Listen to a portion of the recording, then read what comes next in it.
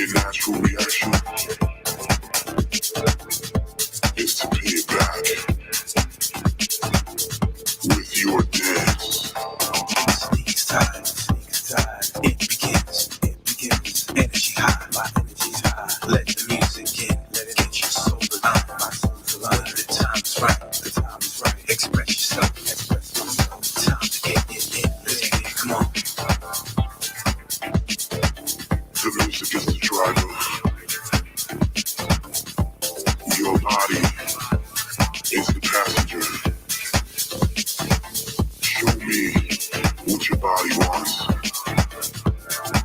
Show me where you want your body to go.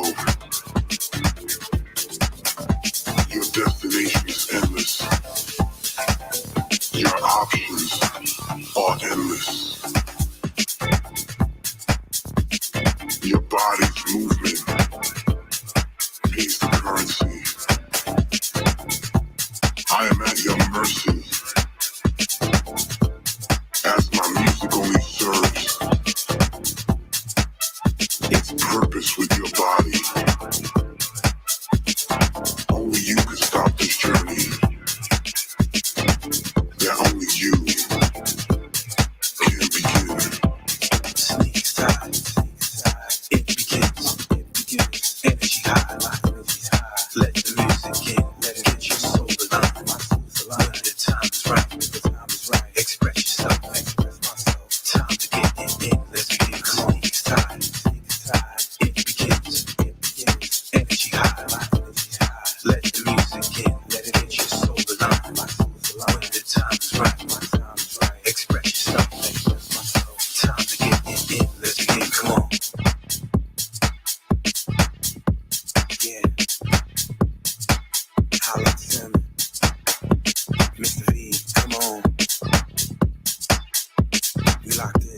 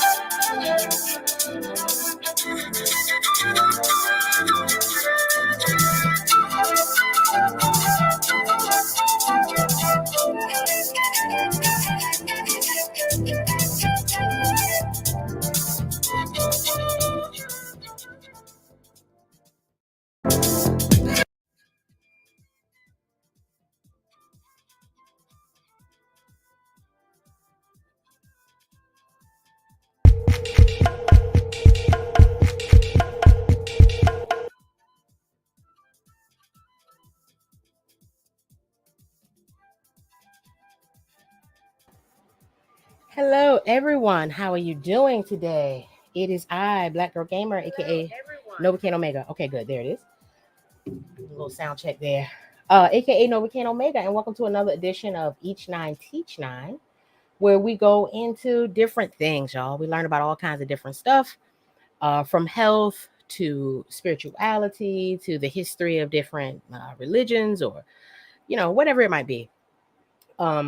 And of course, we learn how to channel build. We learn how to work from home, graphic design, OBS, voice acting, writing, blogging, whatever it is, right? So we're going to get into it. Let me check and see who's here already, right quick, and then I'll do a little bit more of an intro. So DD Whiskey just subscribed for 7 months in a row. I appreciate you, DD Whiskey, and welcome in, my first responder. Okay, so Food and Drug Administration, the ill effects of chemical nutricide is what we're going to talk about today. Um, and we're going to talk about who I am. We're going to talk about holistic living. We're going to talk about dieting. We're going to talk about food, drugs, chemicals, the ill effects of different chemicals on our bodies. We're going to list them. We're going to get into the different things that we eat on a day-to-day basis, that most of us are consuming on a day-to-day basis, that's keeping us sick, that's keeping us cancerous, that's keeping us tired, stressed, whatever it is. We're going to talk about these things, but I'm not going to just really teach you about this stuff. We're going to learn about it together. All right. We're going to learn about it together. So let me move my stuff around and get it right. That's what she said. Okay. All right. So that's what it is. As usual, if you have anything to contribute to this lesson, let me know. And any questions or anything like that. And of course, we'll answer those. We'll go into it. Okay. So first of all, let me kind of get into this banana real quick. It's not, the Gihan Monk says, it's not what you put into your body, it's what you don't put into your body that makes you healthy. And it is both. It's both. It's both. It's holistic. It's what you do and don't put in your body. All right. It's not enough just not to eat something. It's not enough just to eat a certain thing. You have to do a nice, healthy balance of both, because this is all about ma'at. This is about balance. This is about the scales. You know, in life, everything is about balance, and there's nothing that isn't about balance. All right. I love you, Gihan Monks. Didi Whiskey, it's good to see y'all today. All right. Y'all feel free to host and stuff. Y'all know what it is. All right. So we're going to get into it. But I haven't had anything. I haven't had no water. I haven't had nothing. So forgive me. I want to eat in the microphone. All right. So first of all, as I usually do, I'm going to go into who I am before I start talking, because I don't like to go into stuff like this without giving myself at least a few credentials that you can hold on to. Now, I don't have a lot of credentials when it comes to this kind of stuff, other than just experience, just life experience, and the ability to research and learn for myself what I want to put in my body and what I don't want to put in my body. But I just want to give you an idea of where I'm coming from, so you can kind of, look at it how you want to look at it. Just give you some perspective. Okay. So I'm 43. I'm Novocaine Omega, Black Girl Gamer. I've been studying about health since I've been hardcore studying about health since I was about 19, 18. When you are into consciousness and conscious studies, you're going to come across health studies. That is to say, let's say you're into yoga, right? And yoga consciousness and stuff like that. At some point, you're going to have to learn about the Ayurvedic diet, or I think am I saying it right? The Vedic diet, the holistic diet that real yogis practice, that people who are really, really into yoga practice. Most of the time, you're not going to get any real true yoga instructor that's not going to at some point say, hey, something about eating to you, right? Something about eating or what not to eat, whatever, blah, blah, blah, right?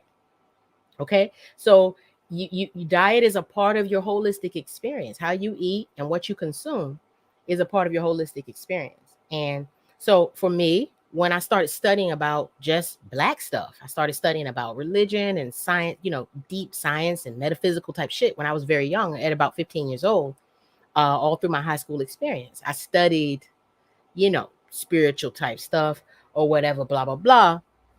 Let me put a banner up. I'm gonna put a banner up real quick. Introduce yourself, y'all. If I don't see you right away, I will eventually. And if I don't see you, just say it again. All right, hold on. Who am I is what I wanted to say. Who am I? Because everybody don't know me. You know what I mean? Okay. So yeah. So I've always had some awareness of health and its role in a holistic healing environment. When you're starting to talk about healing yourself, because at a very young age, I was one of those people that realized that particularly Black people, but all people, we're hurting and we're suffering from a lack of knowledge. So the study of the universe has been my main thing ever since I was young, and the advent the hardcore study of it, since I've been a little older, and applying it more and having children and seeing the need to not just let this stuff just be something that I don't know anything about. So I'm not the healthiest person who ever lived, though.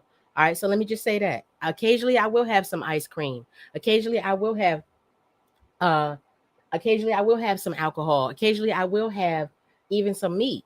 But the majority of my diet, the majority of my lifestyle, as of the past few years or whatever, is predominantly vegan and vegetarian. And when I do eat some meat. I try to keep it to fish or something like that. Pescatarian. You feel what I mean? But I have a vegan. One of my children is vegan. My youngest son, Zachariah, is vegan. So we use his example to lead us forward, and a child shall lead them. Amen. Okay, so that's kind of me. When I became, I guess, so I got into health, aware of health, when I first started studying just knowledge of self. But when I became a young adult, probably like early 20s, that's when I started doing yoga and stuff. Doing yoga, taking herbs, studying herbs, making herbal concoctions, writing my own yoga workouts and stuff like that. Getting into, I didn't get back into all of that. Now all I do is sit in a chair. Every blue moon, I do some yoga. I mean, I do it throughout the week, cute yoga, but I need to get back. I was into yoga. All right. So that being the case, that is how health got on my radar. I never really was a physical person. I never was a person who did a lot of athletic stuff. So when yoga hit my life and I saw how it kind of changed the way I looked at it and how I used my body. I make it sound like I used to be a prostitute or some shit. Nah, but I use that as my kind of my doorway more into health. So then I started studying Queen Afua, Dr. Africa, Lil Jewel Pookrum, Dr. Sabi, what's his Dr. Fauci? Nah. What's his name? Arnold Iretz, and different, just any information I could get my hand on. And then of course, the internet came and Google came, and it just opened up a big world for being able to research about health and different people's experiences and stuff like that. So that's kind of the gist of where I'm coming from. So I'm not a vegan.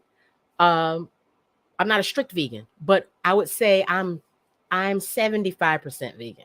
On most days, I'm a vegan person. I try to practice holistic living, though. I don't really care what people call it. I'm just trying to give you guys some kind of quantifier for who I am. But I don't really consider myself a vegan or a vegetarian or a pescatarian or carnivore or whatever. I am a do-bettertarian. I practice the do-better diet. I try to do better every damn day, and that's what it is. All right? So that being said, let's see what you guys have to say, and then we'll talk about what is holistic living. We'll get into that a little bit more, and then we'll start getting deeper into the fat of things. All right? Sarah. Hold on. Let's see here. So who do we have? All right. So we've got Kai. Hey, Kai, how you doing? Kay Croft is in the house. Beautiful. Kay Croft is how you doing? Patty Bear, always good to see ya. Thanks for hanging out with me last night. I love you guys. Morning, lovelies. Happy Tuesday. Filthy fun celebration party last night. We had a great time, right? We had a really good ass time. All right, Dee Whiskey. I spoke to you before about how you doing. Kai, I noticed you. I know it's you now. First, I didn't used to know who it was because you had changed your name, but I know it's you, mama. How you doing? That's cool. It is cool. And what you said is right. What you don't put in your body is just as important as what you put in your body. But it's definitely both. It's both. Hey, how you doing? Mr. Sneak. All right, so I get to see everybody. It's lovely to see everyone. How you doing, fam? All right, welcome in. Okay, so let's keep going. So what is holistic living? Huh? What's holistic living? Let's make a banner for that first before we get into it. What is holistic living? Okay. Very important is this question. Before I move on we're going to talk about what dieting actually is. We're going to talk a little bit about the Do Better diet and all of that in answering what holistic living is. All right.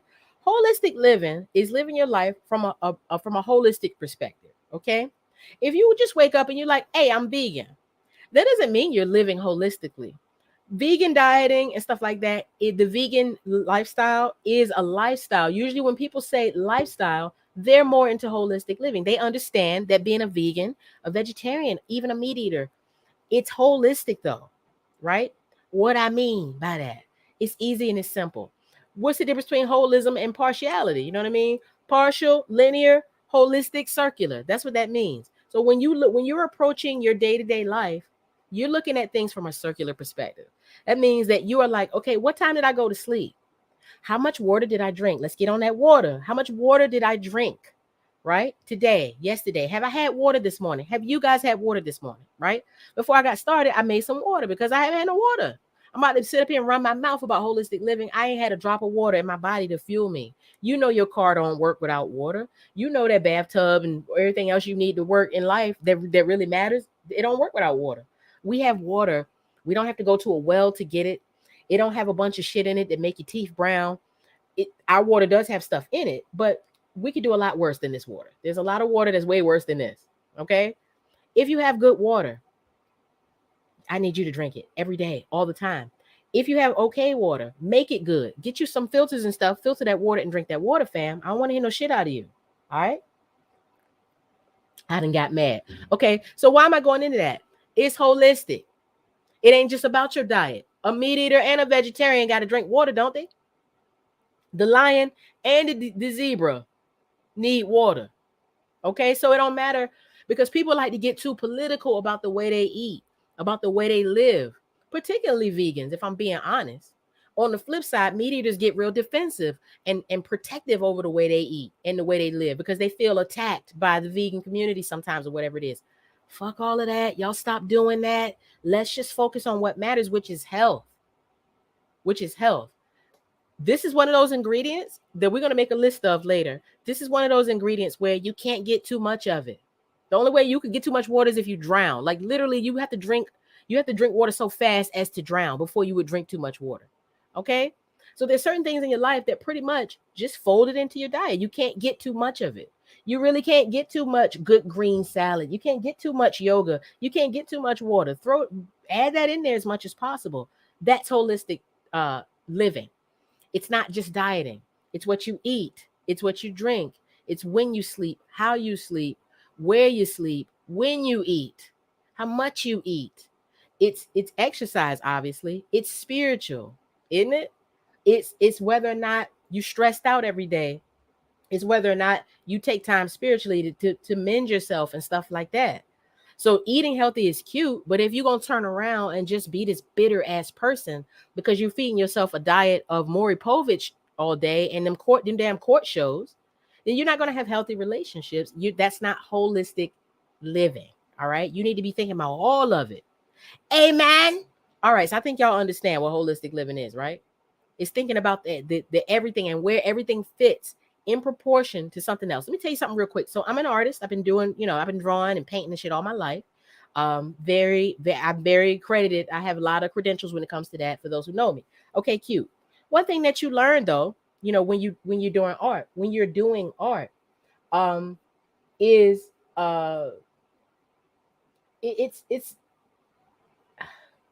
it's more about proportion. It's about something relative to something else. Does that make sense? It's not about the banana. It's about the banana relative to something else. That's what makes the banana the banana. The banana ain't the banana if there's nothing to compare the banana off of. Do you understand what I mean? It's kind of like, let me use music and then I'll move on. It's kind of like Outkast and with Big Boy and Andre 3000. Dre 3000 is dope as fuck, right? I think we would have noticed that he was dope whether he was in a group or not. However, let me I don't even know if I'm about to use the word right. Fuck it. The juxtaposition of Andre to Big Boy makes Andre and Big Boy sweeter together. It's holistic. It's them against each other. It's them up next to each other that makes them both more awesome. Not just, you know what I mean? So it's the banana as compared to something else. It's water as compared to something else. That's what holistic living is like. It's putting things in proportion and perspective. That's what makes things matter. You know what I mean? I always use this example about the mountain. I'm walking up to the mountain, you climbing the mountain, the bird is flying over the mountain. I see the mountain from the walk up perspective. The bird sees the mountain from an aerial view. The person climbing the mountain see the mountain up close, right? It's the same ass mountain. It's the perspective that makes the experience different for the individual. Nobody's right or wrong though. Okay? We all have a part to play in it. So figuring out the right balance between this and that in your life is your job. That's holistic living. The balance between the good things in your life, not just the good things in your life separate. All right? Okay. All right. Let me see what else you guys have to say. I felt like I got real deep. Let me know if I'm being too deep. I don't like to be too deep. I like for the shit did resonate with y'all. All right. So let's see what we got. Let's see who we got. Shelter Records. Booyah Kabo and welcome in. I still want to talk to you. I've been stupid busy since we talked before or since we text, you know what I mean? But somewhere in here, we're gonna talk because I'm very interested in doing what you proposed. I would love to do that. All right, Gihan, Patty. Patty said drink some water first thing in the morning and bonus points if you put some lemon or lime juice in it. That's right. That's right. That's how you make it alkaline. Okay. Let's see. Nice analogy. Did it make sense? Okay. All right. Good, you guys. Please host if you're finding value in what I'm teaching right now. Please host the channel or share the channel if you're on other platforms because I'm on YouTube and Facebook too. All right. Booyaka. So that's holistic living. Is living in a circle where everything relates to everything else. So let's get into some more basic stuff that you might think you realize what it is, but maybe you don't. All right. So what is a diet?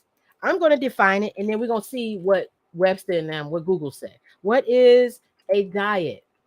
Because this is one of those misleading words, kind of like lactose intolerance and some of the different things that we say out of our mouths that have us in this kind of spell that we're under. It's the word, y'all. It's the words. No, let me put diet definition because they're giving me everything. What is diet definition? There we go. Not a proper diet. That's not what I asked. I don't want to know what a proper diet. I want to know the definition of the word diet. Let me see. Define diet. There we go. All right. So my definition. What is a diet?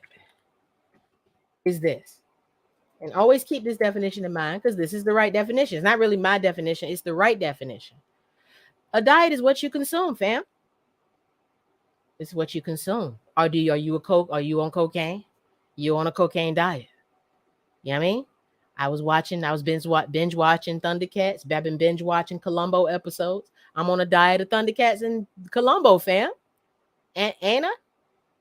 Diet, we're all on a diet. We're on 1,000 diets. So you don't go on a diet. You're on one. What you do is you switch your diet. You don't go on a diet.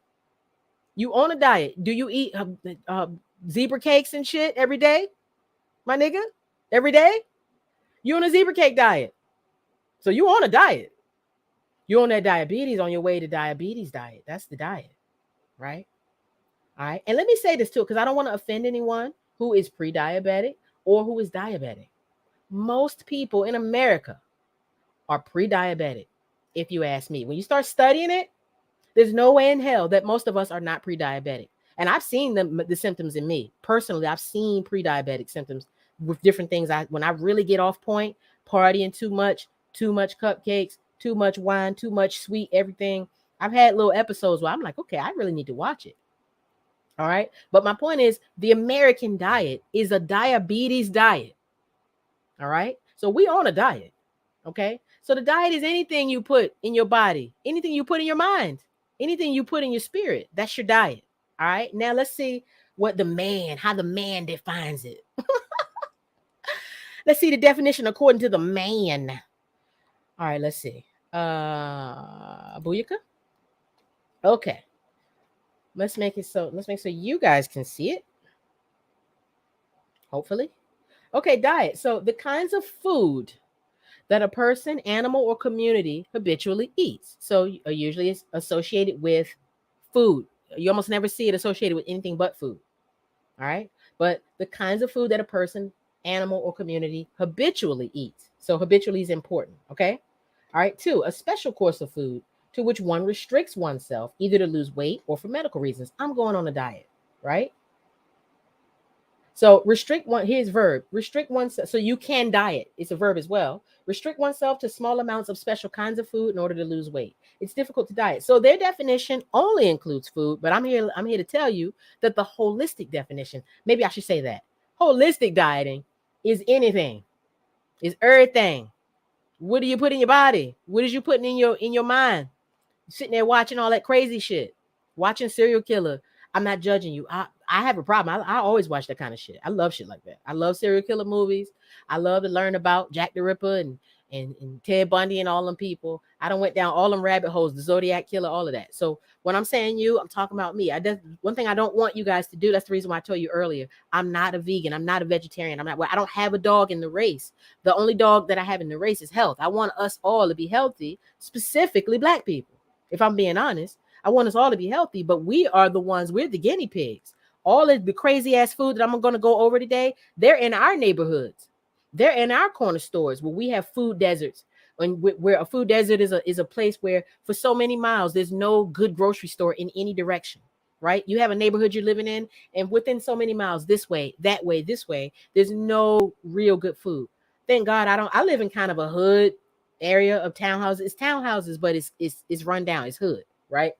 And there's no universal ownership out here. There's landlords and there's renters and owners out here. So there's no universal like neighborhood association or whatever. So that being the case, there's a civic league, but they do all right. You know what I mean? It's kind of rough out here. However, I'm blessed because in every direction, there's a million places I can eat. There's good food that I can choose from, and I don't have to pick. But before I hit that good food, there is the Getty Mart up there. There is the corner store with the wrap snacks and all that bullshit up there. All right. And the lottery tickets and the alcohol. My point is, Black people, specifically Black and brown people, are being targeted with a lot of this stuff. So this is the reason why I want us to be healthier even more than everyone else, because that's the team I play for. I'm not saying I want us to be healthier than everyone else. My desire for us to be healthy is greater for us than it is for anyone else, because we are the target of every corporation. We're the guinea pig we're the first guinea pigs of all sciences. You know what I mean? And all you got to do is just look that shit up and you'll know what I'm talking about. You know, when I lived in Baltimore, they used to do those trials, those medicine trials.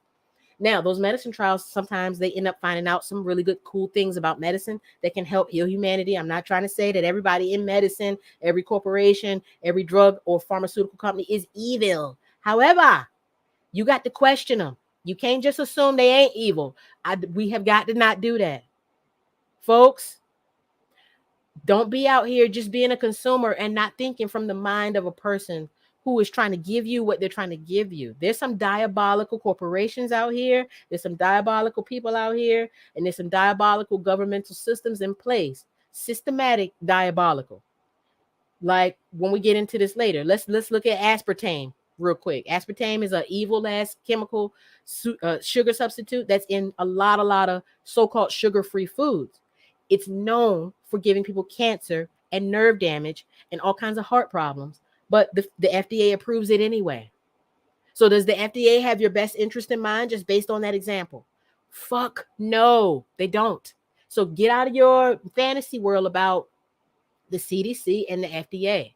I'm not saying that they're automatically wrong or evil every time they say something, because nothing is that way. No system only consists of evil. There's always good people who mean well in every system. But fam, do not trust stuff. Let's stop being so. That's one reason why Black people is the guinea pigs, because we trust every damn thing. Well, Dr. Fauci said, well, Oprah has, Oprah, Kanye. So shut up. You ain't researched it a bit more than a man in the moon. Go look this shit up. It's called Google. You can read more than one article about it, yo. You don't even have to look at one source. You can look at 100, sometimes 1,000 sources, thousands, tens of thousands of sources of information on some of this stuff. You don't have to take somebody's word for it because they have the badge on their shoulder, fam. What do you think? What's been your experience? That's another thing. We don't have to research what aspartame do all the way. What happened to you when you ate that peanut butter and jelly sandwich and the jelly was sugar-free because it had aspartame in it? How did you feel afterwards? How did you feel after you did that for a long period of time? You're a scientist too, okay? Never forget that. All humans are scientists. You're a scientist. You're in here tasting and feeling the world, and you're making your own conclusions about it, right? Based on your perspective, okay? All right. I'm just trying to help you make holistic decisions, okay? A diet is whatever you put in your body, your mind, and spirit. All right. Let's keep going. Nola. Hey, boo. How you doing? Welcome in as usual. All right. So I got the usual fam up in here. Y'all showing me love. I appreciate it. I appreciate it very much. Okay, so we're talking about we're talking about food and drug. And if you look at this this visual I made here, Notice I didn't say we're talking about the Food and Drug Administration, even though we're going to talk heavily about the Food and Drug Administration. We're talking about Food and Drug Administration. We're talking about the administering of food and drugs. That's what we're talking about. Okay? So we're about to define these basic words. They're basic. Every word I'm going to define for the most part is going to be basic. You guys are going to know the definition already, but we're just going to put some perspective on it. Okay? All right. So that being said, what is the Do Better diet? I talked about this earlier, that I practice what I call the Do Better diet. So the Do Better diet comes from this. Basically, I wrote a book. I should have had a little picture up of it, but I don't. I wrote a smoothie book about 4 years ago, 3 or 4 years ago. What is the Do Better diet? I wrote a smoothie book however many years ago, right? It's an electronic book. I never made a hardback copy. When I was writing it, it was other stuff I wanted to say. And when you're a writer, editing, speaking Gihan about what you eat and what you don't eat, writing is the same way. What you don't put there is just as important as what you put there. So you have to edit. When you're editing, you have to make decisions. So I decided to cut all this shit out of my manuscript or whatever. Is that the word I'm looking for? Manuscript? Out of my script, out of my book. And that became the Do Better diet, because I realized that I had a lot to say. Me being me, I'm never going to just talk about making smoothies or food and drugs or whatever. We got to talk holistically about it. So I started talking holistically about dieting before I went into the smoothie book and the purpose of the smoothie book. And I was like, you know what? This is another book here. This needs to be something else. So I made a whole nother, I started writing actually a lot of a whole nother book about the Do Better diet. So what the Do Better diet is, it's a concept that I came up with to help people not have excuses to not be healthy. Sometimes a meat eater might say, this is just an example, we're going to die anyway, or whatever, or my grandma ate that and she ain't die, or, whatever the fuck. Or a vegan person might, again, get really, really cocky about being a vegan, like a vegan can't be unhealthy or whatever. The Do Better diet does away with all of that, and it just finds the best, most optimal, that's the key word, optimal, the best thing you can do in a given situation. So you're somewhere, right? You're riding in your car to North Carolina or something, and y'all, it ain't really no restaurants nowhere near around except Burger King. You decide to go to Burger King. What's the best choice you can make? That's the Do Better diet. What's the best choice you can make today? What's the best thing you can do today?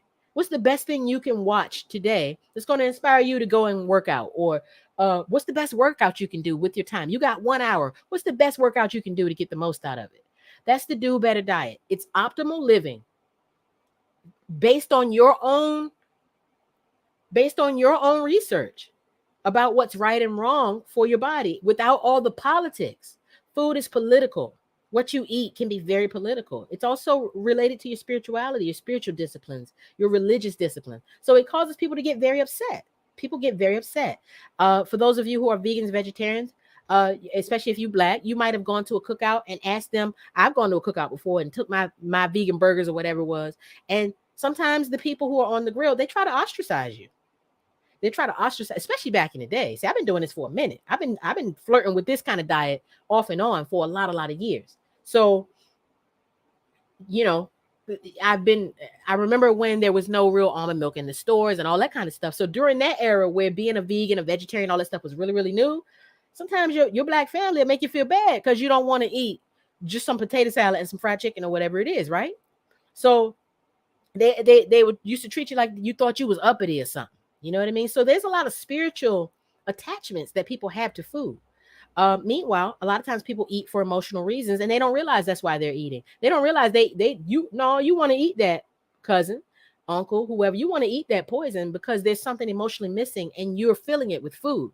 But you don't know that. You just want to judge me because I've chosen not to do it. And there's a part of you that's either jealous or mad or frustrated, even scared that if you tried to eat better, you wouldn't be able to do it or whatever it is. So the Do Better diet came about as a result of that.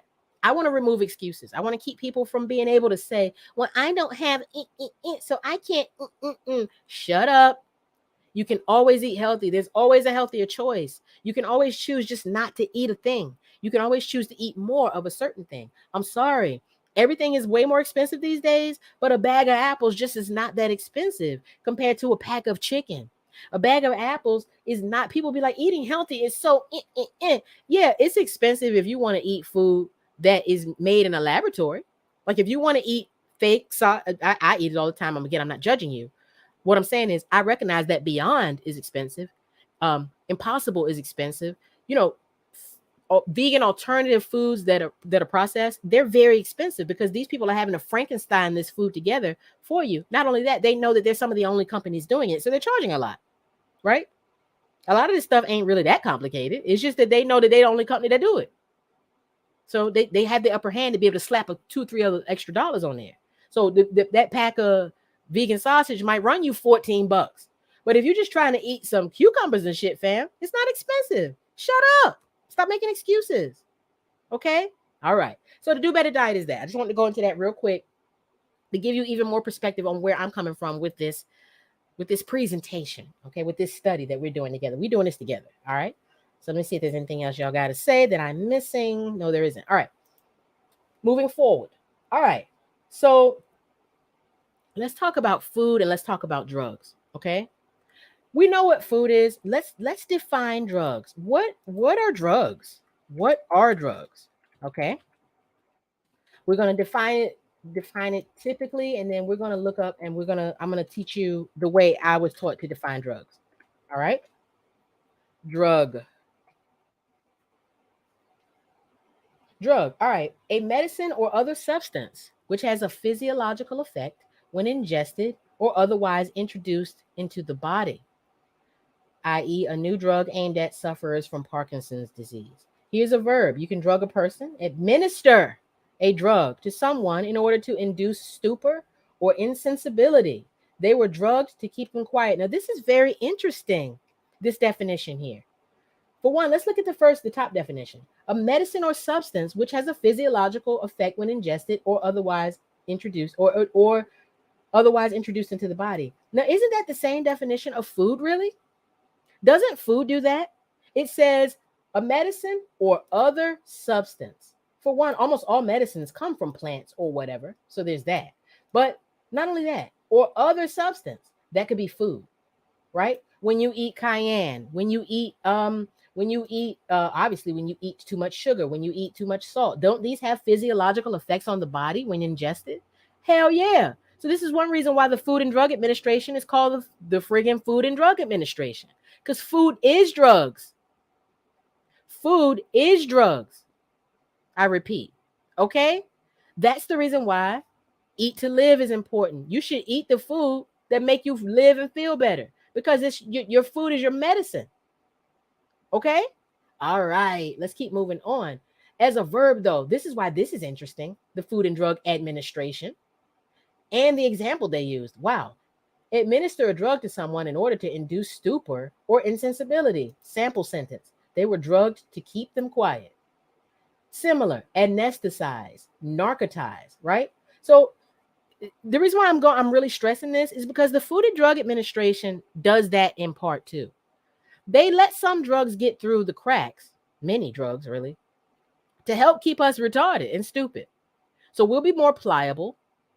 And this is not just them. This is any government. Governments since time immemorial have done things like this to their citizens, particularly ill-ass, messed up, amoral governments. And I'm sorry, you can think that the United States has a moral government. It just doesn't. It's proven over and over that it doesn't have doesn't have morality as its standard. Somewhat it does. Here or there it does. But that ain't because the government. That's because the good people that's in the government. But the government itself wants you to be compliant. And that's not some tinfoil shit I'm saying. It's just real. It's real talk. It's real talk. Don't be silly. Don't be stupid. Don't think that we're just here to party and have fun and watch Netflix all night. That's not what's going on. We're consumers, y'all. We're being herded all the time. We're being herded and directed. Your vote counts. And I don't mean your vote at the ballot box. The vote when you go and buy some food, you're voting. That's one reason why some vegans are vegans, is because politically they don't want to encourage the slaughter of animals for food. So they don't want to cast their vote for that. Do you understand? So these people want your vote. You don't think they would drug you to get it? You don't think that these people would drug you to get that vote? Let me give you an example of how you're being drugged every day to get a vote. When you go through the line at the supermarket, when you go to the line, you go to Walmart, right? Now, Walmart has a grocery store in it now. There was a time when it didn't. But even when Walmart had no grocery store, what did it have though, fam? It had candy. That's what it had. Candy is in every store, whether the store sells food or not. Sometimes candy is in a department store. Sometimes it's in a clothing kind of store. I mean, literally candy. You're being drugged. Are you a teacher? You may know this. Sugar makes the students act a certain way. It's like crack. It makes them bounce all off the wall. Sometimes teachers will say, "Hey, everybody, the person that gets this answer right, I'm going to give you some candy." And everybody like, "Oh, about to get some candy." We're some drug addicts. We're being drugged. We're all addicted to sugar. And the very system is making sure that we are addicted to it.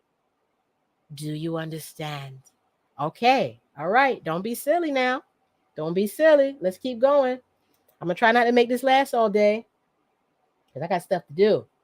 All right. What is the do better diet? What is food? What is drugs? Now, hold on. Let me define drugs my way now. Let me tell you the definition that I learned from Dr. Africa.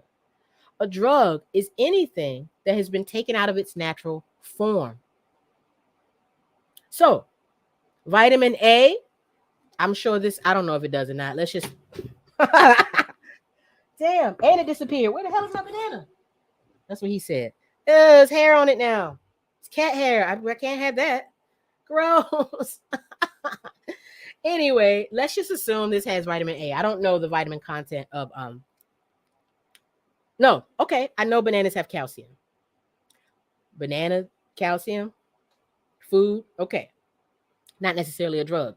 If I go and chemically remove the potassium from the banana somehow, right, in a lab, and I put it into a pill form for you to take, you go to Walgreens, you get you some potassium pills, that's a drug. It's because, is there a potassium tree with potassium fruit on it? No, but there's banana tree with bananas on it, right? You make it into a drug when you concentrate it. This is the reason why MSG, which we're going to talk about, which occurs heavily not heavily, but which occurs, naturally, that's the word. MSG, which occurs naturally in nature, in mushrooms, Parmesan cheese. Well, Parmesan cheese is a processed food, but let's leave it out. Green tea, mushrooms, tomatoes. These all have MSG in them naturally. Some of my favorite foods that I just named. Delicious, right? They have natural MSG. Fine. But they also have fiber and minerals and other things in them to balance the MSG. Like God had made it to be. Here you come, and you're going to take the MSG and crystallize it, and now you could just sprinkle it in shit. Now it's unhealthy. This is the reason why the FDA and these different organizations can't really, it's not just that they're evil and they're letting evil foods slip through the cracks. It's that. But it's also that they really aren't educated in a holistic way about how to look at food and drugs. That's the problem. That's the problem. There's nothing wrong with MSG. But MSG in a crystal powder, hell yeah, you can't do that. The cocaine leaf is in one form in nature, and it's another form by the time the crackhead get it. By the time the crackhead get crack, it has been turned into a white rock where it used to be a green and brown plant. Do you understand how that has been made into more of a drug? Probably nowhere near as harmful if you just take the leaf and eat the leaf or whatever. You probably still get high from it, but I'm sure that the chlorophyll and all the other shit that's in that leaf is going to help a little bit counteract the effects versus if you take it and you concentrate it into a little rock fam and you cook it with come on, you see the difference. I'm using extreme examples, but that's the reason why I use potassium first, because that's not an extreme. That's a normal example in life. You find little pills, vitamin A, vitamin B, vitamin C. Is there a vitamin C tree? Is there a vitamin A tree? These are drugs. So even though they're supplements of healthy things, they can still be taken in a way that throws you off balance. They can still be taken in a way that actually hurts you, because concentrating something, sunlight versus a laser, okay? A laser is concentrated sunlight. Sunlight feel good. It's even healthy. It's healthy for you. Vitamin D, there's vitamin D in it. But if I put that bitch through a laser, it's gonna kill everybody. Why is the bananas like super ripe? It's really like falling apart in my hands. All right, cool. You get what I mean? So a drug is something concentrated that you took out of nature and concentrated it down. All right. So that's another way to define it. But don't forget that food, by definition, by literally the definition I looked up, is technically drugs. Thus, the Food and Drug Administration. Okay. All right. New comments. All right. Let's keep going. I hope this is not boring to you guys. I love shit like this, but hopefully you guys feel the same way I do. I like learning about stuff. Okay. So let's define chemicals, and now we're gonna get into the meat and potatoes of the presentation. All right. Chemicals. Define chemicals. This is another word that's used in a way, a lot of times, erroneously. Like it's not erroneously, but it's misleading because most people, if you ask them what a chemical is, they're gonna be like, oh, like Windex, right? Bleach. Yes, they're chemicals, but chemicals are everywhere. They make up everything. The chemical makeup. This plastic cup has a chemical makeup, right? A chemical composition. All right, let's look at the definition now. It says relating to chemistry or the interactions of substances as studied in chemistry. The chemical composition of the atmosphere. Okay, so since it just said the atmosphere, is the atmosphere a liquid? Is the atmosphere made out of Windex? No, it's just anything that's composed of anything. It's its chemical makeup. A compound or substance that has been purified or prepared, especially artificially. So this is the one right here that is the typical definition, right? This is what they're giving you is the general definition, the way people normally use the word.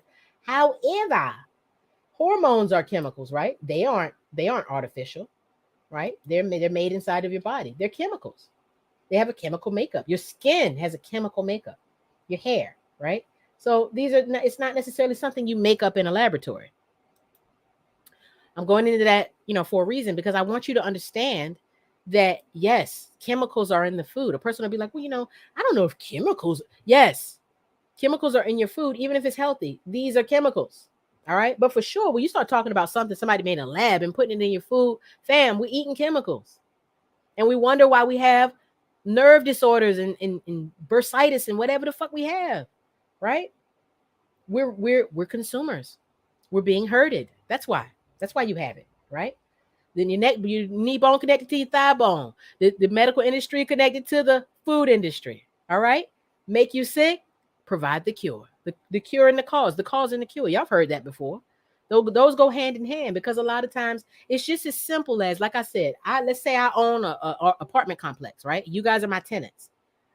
I have a partnership. I go into business with some kind of AC company, some kind of air conditioning company, right?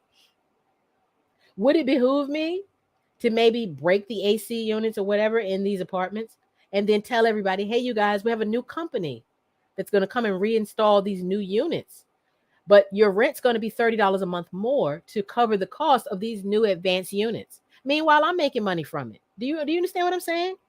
It benefits a lot of people for me and you to be sick. It does not benefit them for us to be healthy, right? The journey back to health is what they're invested in. You get it? Okay. Like I said, there's no money in the cure, right? Okay. So that's the definition of chemicals. So now let's talk about the Food and Drug Administration, the history of it, what it is, and everything like that. All right. Let's talk about the FDA. What is the FDA?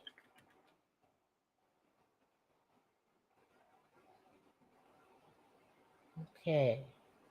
First of all, let's just start with a basic article. We'll look at a few different articles, including maybe Wikipedia, so we can actually see the history of the FDA, because that's what I want to know. All right. Hold up.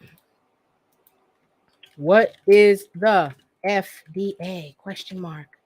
Bang. Okay. Let's get on in here. So this is more about what the FDA does. Now, before I read this, students, this is something I always want you to do whenever you're looking up something. Who wrote the article? The FDA wrote this article. All right. So they're never going to say anything bad about themselves in this article. Y'all, they're a company, they're a corporation. They're not going to incriminate themselves, right? So I just want you to understand that, right? So we're going to start here, and then we're going to look up some other articles that were not written by the FDA. Geez. The FDA is responsible for protecting the public health by assuring that food, except for meat from livestock, poultry, and some egg products, which are regulated by the U.S. Department of Agriculture, are safe, wholesome, sanitary, and properly labeled. Okay, so already they done lied. They lied right here so much. Maybe sanitary is the closest they come to maybe being. This is a lie. I'm not going to say that that's not what that's their official story, you know what I mean? But they don't do that. In fact, there's lots of stuff that doesn't have to be properly labeled. There's all this stuff you don't have to put on labels. There's all this stuff that's in food that the FDA says, you don't have to list that. This evil shit. You don't have to tell everybody that this is cloned meat, or you don't have to tell everybody that this has contains, whatever it contains. So no, you don't make sure that the food is safe. You don't make sure it's wholesome. You don't make sure it's sanitary or properly labeled. Lawyer, ensuring that human and veterinary drugs and vaccines and other biological products and medical devices intended for human use are safe and effective. All right. Protecting the public from electronic product radiation. Interesting. They don't. That 5G is fucking people up, but whatever. Assuring cosmetics and dietary supplements are safe and properly labeled. Regulating tobacco products. Advancing the public health by helping to speed product innovation. So most of this is just what they purport to do, but they not doing this shit. Did I use that word right? I don't know, but they don't do this shit. Anyway, FDA's responsibilities extend to the 50 United States, the District of Columbia, Puerto Rico, Guam, the Virgin Islands, American Samoa. Wow. I didn't even know there was an American Samoa, and other U.S. territories and possessions. Wow. All right. Okay. So the history of the FDA. Okay. All right. So let's see what Wikipedia has to say about this. About the history of the FDA. The history of the Food and Drug Administration. This article is about the history of the United States Food and Drug Administration. Origins of the federal food and drug regulation. Up until the 20th century, there were few federal laws. Before I read this, let me say this. I don't mean to imply that there's nothing that the Food and Drug Administration has ever done good, or that there's nothing they've ever done to protect us from harm. But yeah, that's not enough. All right. They think with their wallets, if you ask me. Up until the 20th century, there were few federal laws regulating the contents and sale of domestically produced food and pharmaceuticals, with one exception being the short-lived Vaccine Act of 1813. A patchwork of state laws provided varying degrees of protection against unethical sales practices, such as misrepresenting the ingredients of food products or therapeutic substances. The history of the FDA can be traced to the latter part of the 19th century and the U.S. Department of Agriculture's Division of Chemistry, later Bureau of Chemistry, under Harvey Washington Wiley, appointed chief chemist in 1883. The division began conducting research into the adulteration and misbranding of food and drugs on the American market. So again, there's nothing wrong with that. That's awesome. I don't want you to misbrand the food. I don't want you to tell me there's no doo-doo in the food and there's doo-doo in my food. I don't want you to tell me there's no bat wings in my cereal and there's bat wings in it. I don't want you to tell me that my Lucky Charms has real hearts and real diamonds in it. I don't want you to not tell me that. All right. So this is the guy who kind of spearheaded all of this. Under Harvey Washington Wiley, appointed chief chemist in 1883, the division began conducting research into the adulteration and misbranding of food and drugs on the American market. Although they had no regulatory powers, the division published its findings from 1887 to 1902 in a 10-part series entitled Food and Food Adulterants. Interesting. Wiley used these findings in alliances with diverse organizations such as state regulators, the General Federation of Women's Clubs, and national associations of physicians and pharmacists to lobby for a new federal law to set uniform standards for food and drugs to enter into interstate commerce. Interesting. Wiley's advocacy came at a time when the public had become aroused to hazards in the marketplace by muckraking journalists like Upton Sinclair. I remember learning about him, and became part of a general trend for increased federal regulations in matters pertinent to public safety during the Progressive Era. So as you can see, during the Progressive Era, people were starting to wake up, right? And people were starting to want better. And even the government was starting to kind of pick up on that and put things in place to help people do better and to help make the nation better. So you had people muckraking journalist, meaning this is somebody who's out here, stirring up a muck, kicking up dust and making sure you ain't out here just getting away with whatever. You know what I mean? Kind of doing exposés and things like that on people. And so that increased. It's kind of similar to the reason why we have almond milk everywhere. When people, when vegans and vegetarians and people who just want to eat better started being like, hey y'all, there's pus in the milk. The milk, the milk is causing this and it's causing that, and it's not fair to the cows, and it's cruel and it's evil, blah blah blah. The people are the ones who, the reason why the almond milk is on the market, not the FDA, not the, you know what I mean? Maybe some people in the FDA who care, but people who care are the reason why things happen, not certain organizations only or whatever. It's always people, citizens who care, who come from the underground usually.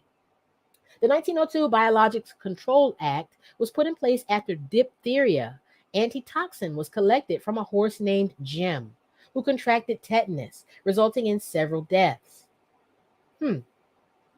Okay, so diphtheria antitoxin was collected in 1902 from a horse named Jim and from a horse named James.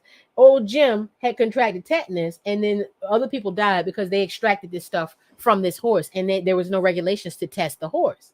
Much credit is given to the deaths of many people in the 1930s, including Eben Byers in 1932 from the ingestion of Radithor, and many women, some known as the Radium Girls. Wow. To making the FDA into the much more powerful organization we know today. The Radium Girls? I'm interested. I don't want to get too off topic, but it says the Radium Girls were female factory workers who contracted radiation poisoning from painting watch dials with self-luminous paint. Wow. So the paint glowed on its own. They were painting watch dials, and the paint was getting in their hands. They probably weren't using any gloves, weren't using any ventilation, anything like that. And really, they probably just shouldn't have been doing it at all because it had radiation in it. Something I learned from doing a voiceover. Let me tell you all this real quick. Hold on. The painting was done by women at 3 different factories, and the term now applies to the women working at the facilities, one in Orange, New Jersey. So that's the Radium Girls, you guys. Wow. Let me move on real quick. Let me tell y'all this real quick. So what I learned, and those of you who have maybe been through chemo or you've been through any kind of radiation, any kind of radiology, any type of CAT scan, MRI, or anything like that, you probably were made aware, or you should have been made aware by your doctor of the dangers of radiation and the fact, speaking of bananas, that everything literally on Earth, everything in existence has radiation and radiates a certain amount of radiation, right? So when they try to give you an idea, what happens when you have cancer, they have to try to figure out how to see it. I mean, your body is made of meat. They have to look at this cancer and see and try to define where it is so that they can operate or do whatever it is that they're going to do to treat you. There's different methods of locating where the cancer is, and some of them are more effective than others. Running you through some kind of machine is very effective at finding the cancer. However, it has the unwanted side effect, unfortunately, at this time in technology of potentially causing cancers, potentially causing more problems, or radiating you to the point where you might develop cancer when you become older or whatever it is. They go over that with you by telling you how much radiation is in a banana, and then they tell you, hey, going through this machine is worth this many bananas of radiation. So I'm exposing myself to radiation literally just by eating this banana.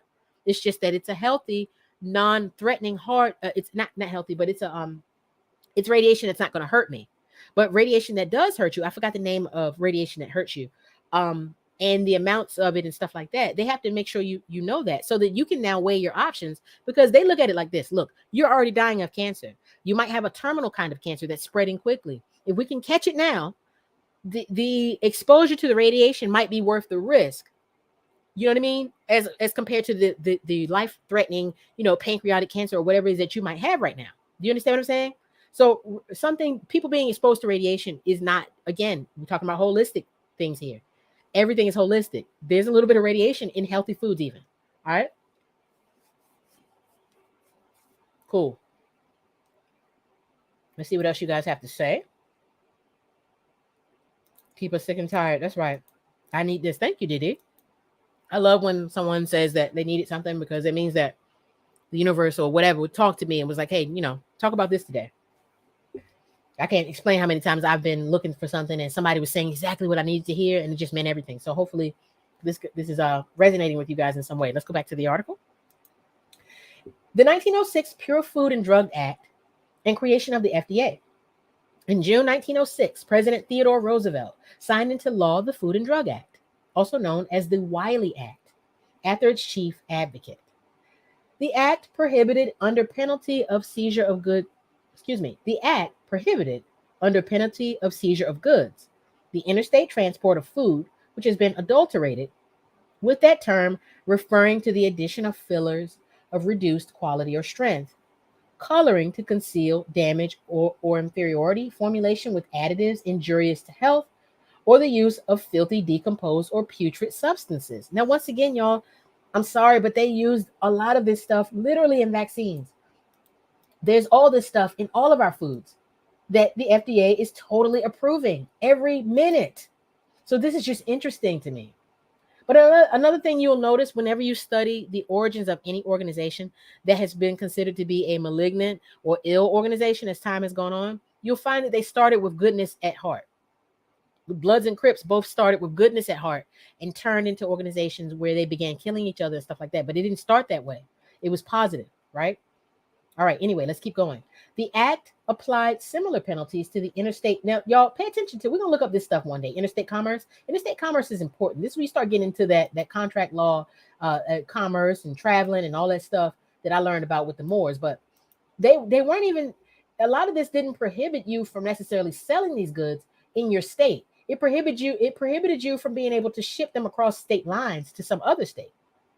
The act applied similar penalties to the interstate marketing of adulterated drugs, in which the standard of strength, quality, or purity of the active ingredient was not either stated clearly on the label or listed in the United States Pharmacopoeia or the National Formulary.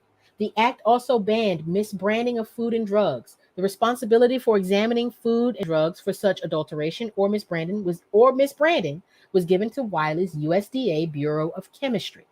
Okay, so Wiley, who was the one who first started publishing all the stuff and everything, his Bureau of Chemistry was responsible for testing your food, not you. So you can't just be like, hey, my food is healthy, I should be able to sell this. They're like, no, we're going to run it through some tests and we will determine whether it's healthy or not, right? Based on federal standards. Okay, so this is the beginnings of this. Hey, Ryan Each Step, welcome in. How you doing, fam? All right, let's keep going. Wiley used these new regulatory powers to pursue an aggressive campaign against the manufacturers of foods with chemical additives, but the Chemistry Bureau's authority was soon checked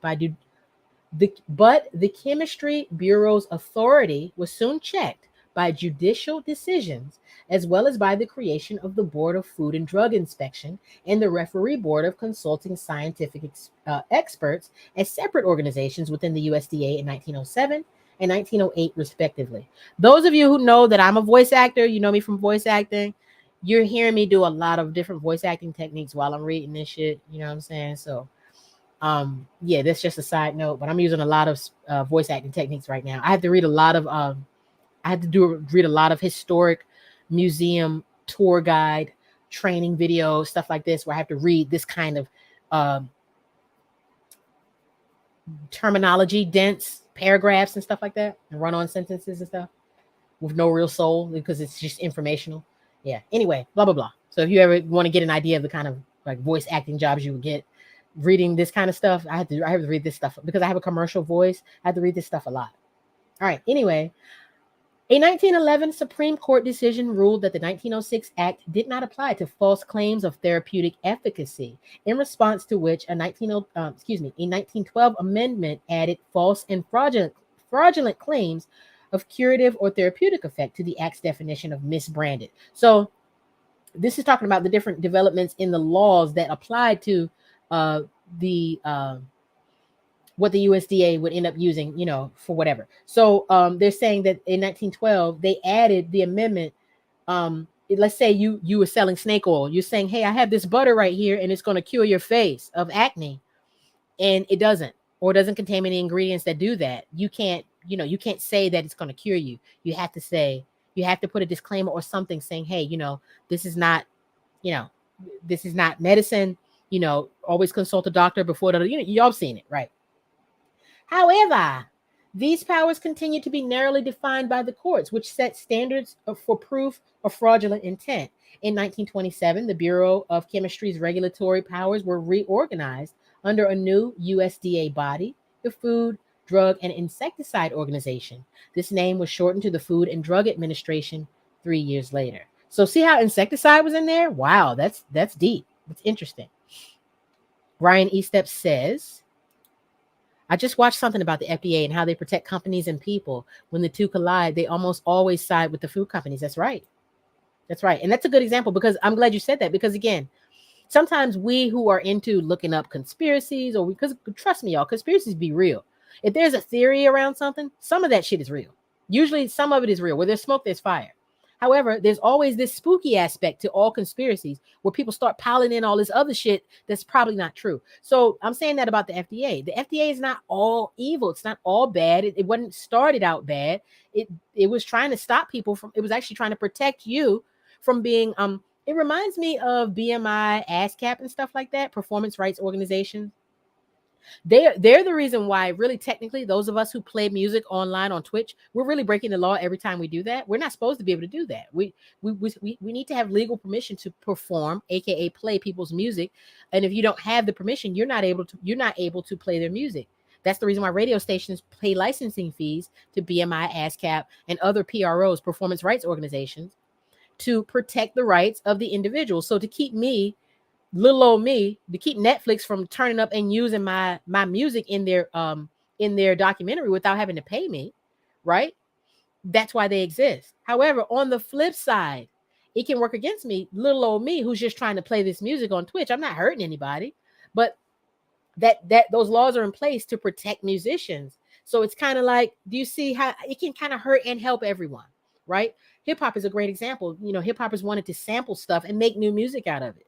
Meanwhile, Bob James and whoever else is like, well, hey, you can sample it, but you didn't even get my permission. You didn't even ask me, right? You didn't ask me, and you don't. Maybe I don't want you to use my sample in your negative ass music that you're about to make about fuck you bitch and fuck you hoe, right? Nothing wrong with that. I agree with that, right? But sometimes the good intentions can get kind of caught up in the middle, right? So the FDA does protect the people in a lot of ways. There's a lot of shit that would be in this food way even crazier than it is if it wasn't for the FDA saying, oh, no, you can't put that in the food, right? So there's a lot of stuff that would be in the food, right? Like cocaine. Y'all remember when cocaine used to be in Coca-Cola? At some point, they was like, y'all, this is cocaine. We can't just keep having this shit in the damn soft drink. That's crazy, right? So he says it was a documentary about meat inspectors.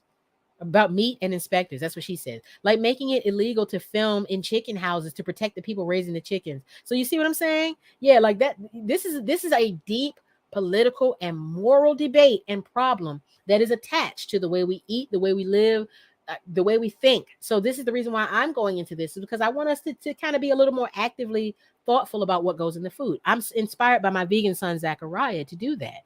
He's a very strict vegan. So he used to like pickles. Then he was like, I'm not eating pickles anymore. There's yellow number 5 in it. I'm not eating pickles anymore.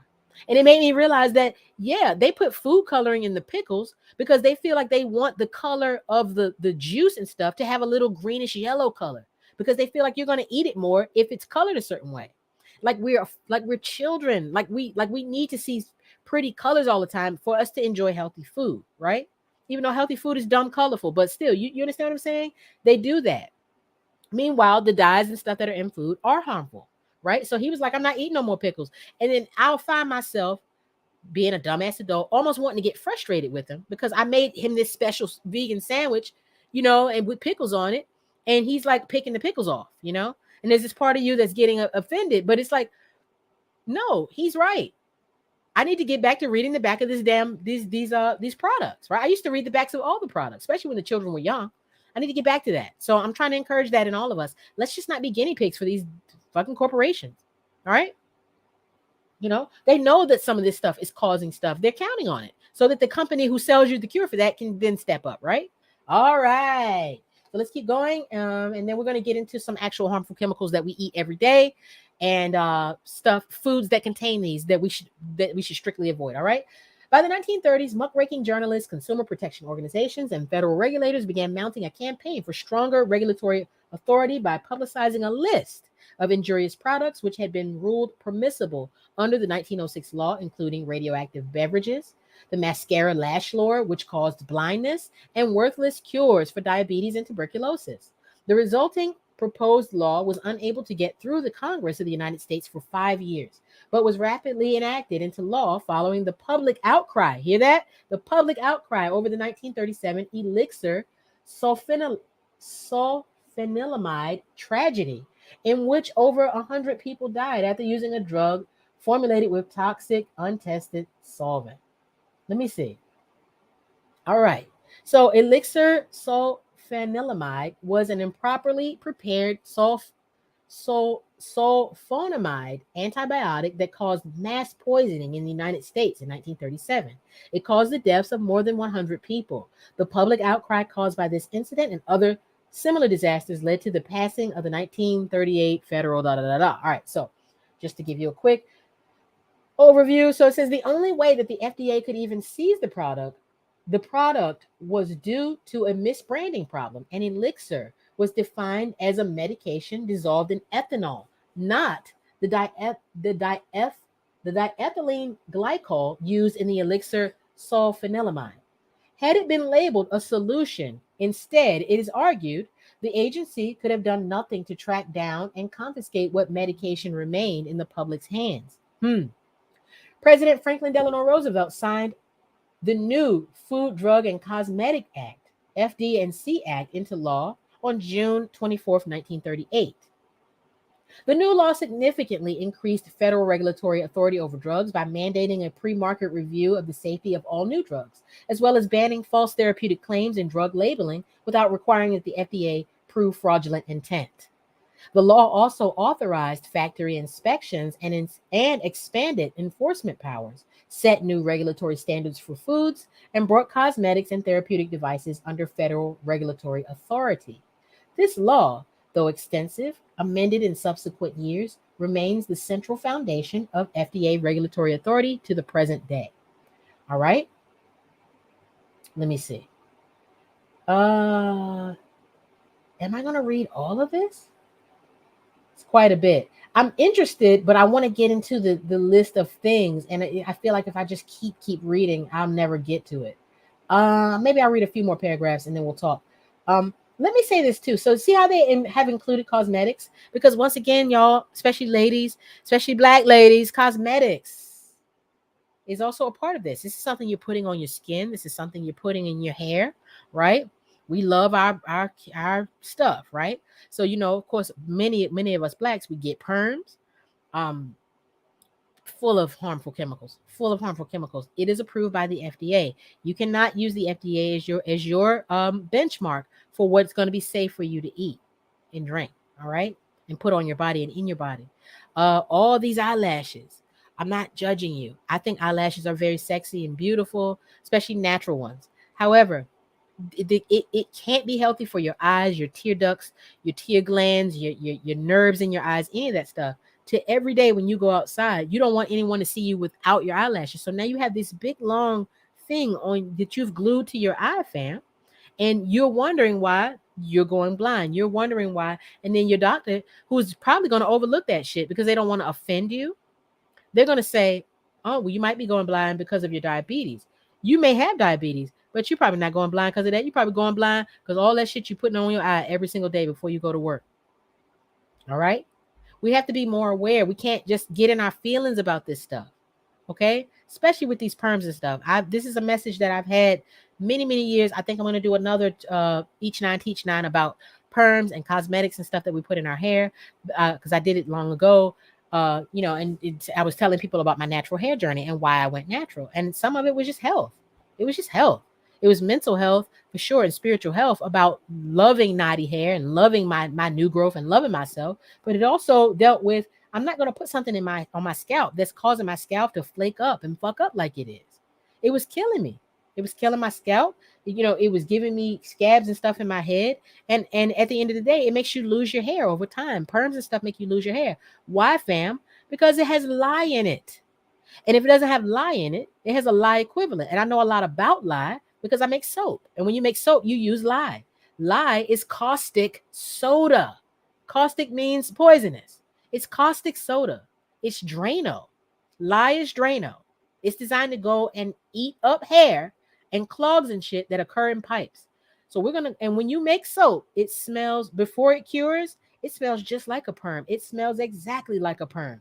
You have to wear gloves all the way up your arms, fam, and goggles. I had some of that shit get on my skin, and it ate through my skin for like 10 minutes. You know what I mean? But we're gonna put this on our scalps. The FDA is approving that, black woman.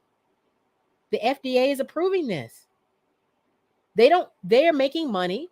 These companies are making money off the fact that black people have been taught to hate themselves because of slavery and white supremacy, been taught to hate ourselves. And so now a lot of us don't want to ever see our natural knotty hair. And we tell ourselves it's for another reason. We'll say we want our hair to be manageable. We'll say whatever. And I'm not saying that there's nothing wrong with a straight style or whatever. Some women will straighten and comb their hair. That way they can, when they wash it, it'll just knot back up again. But wanting to have straight hair and never wanting to see your own knotty hair, when I was growing up, people used to tell me I had good hair.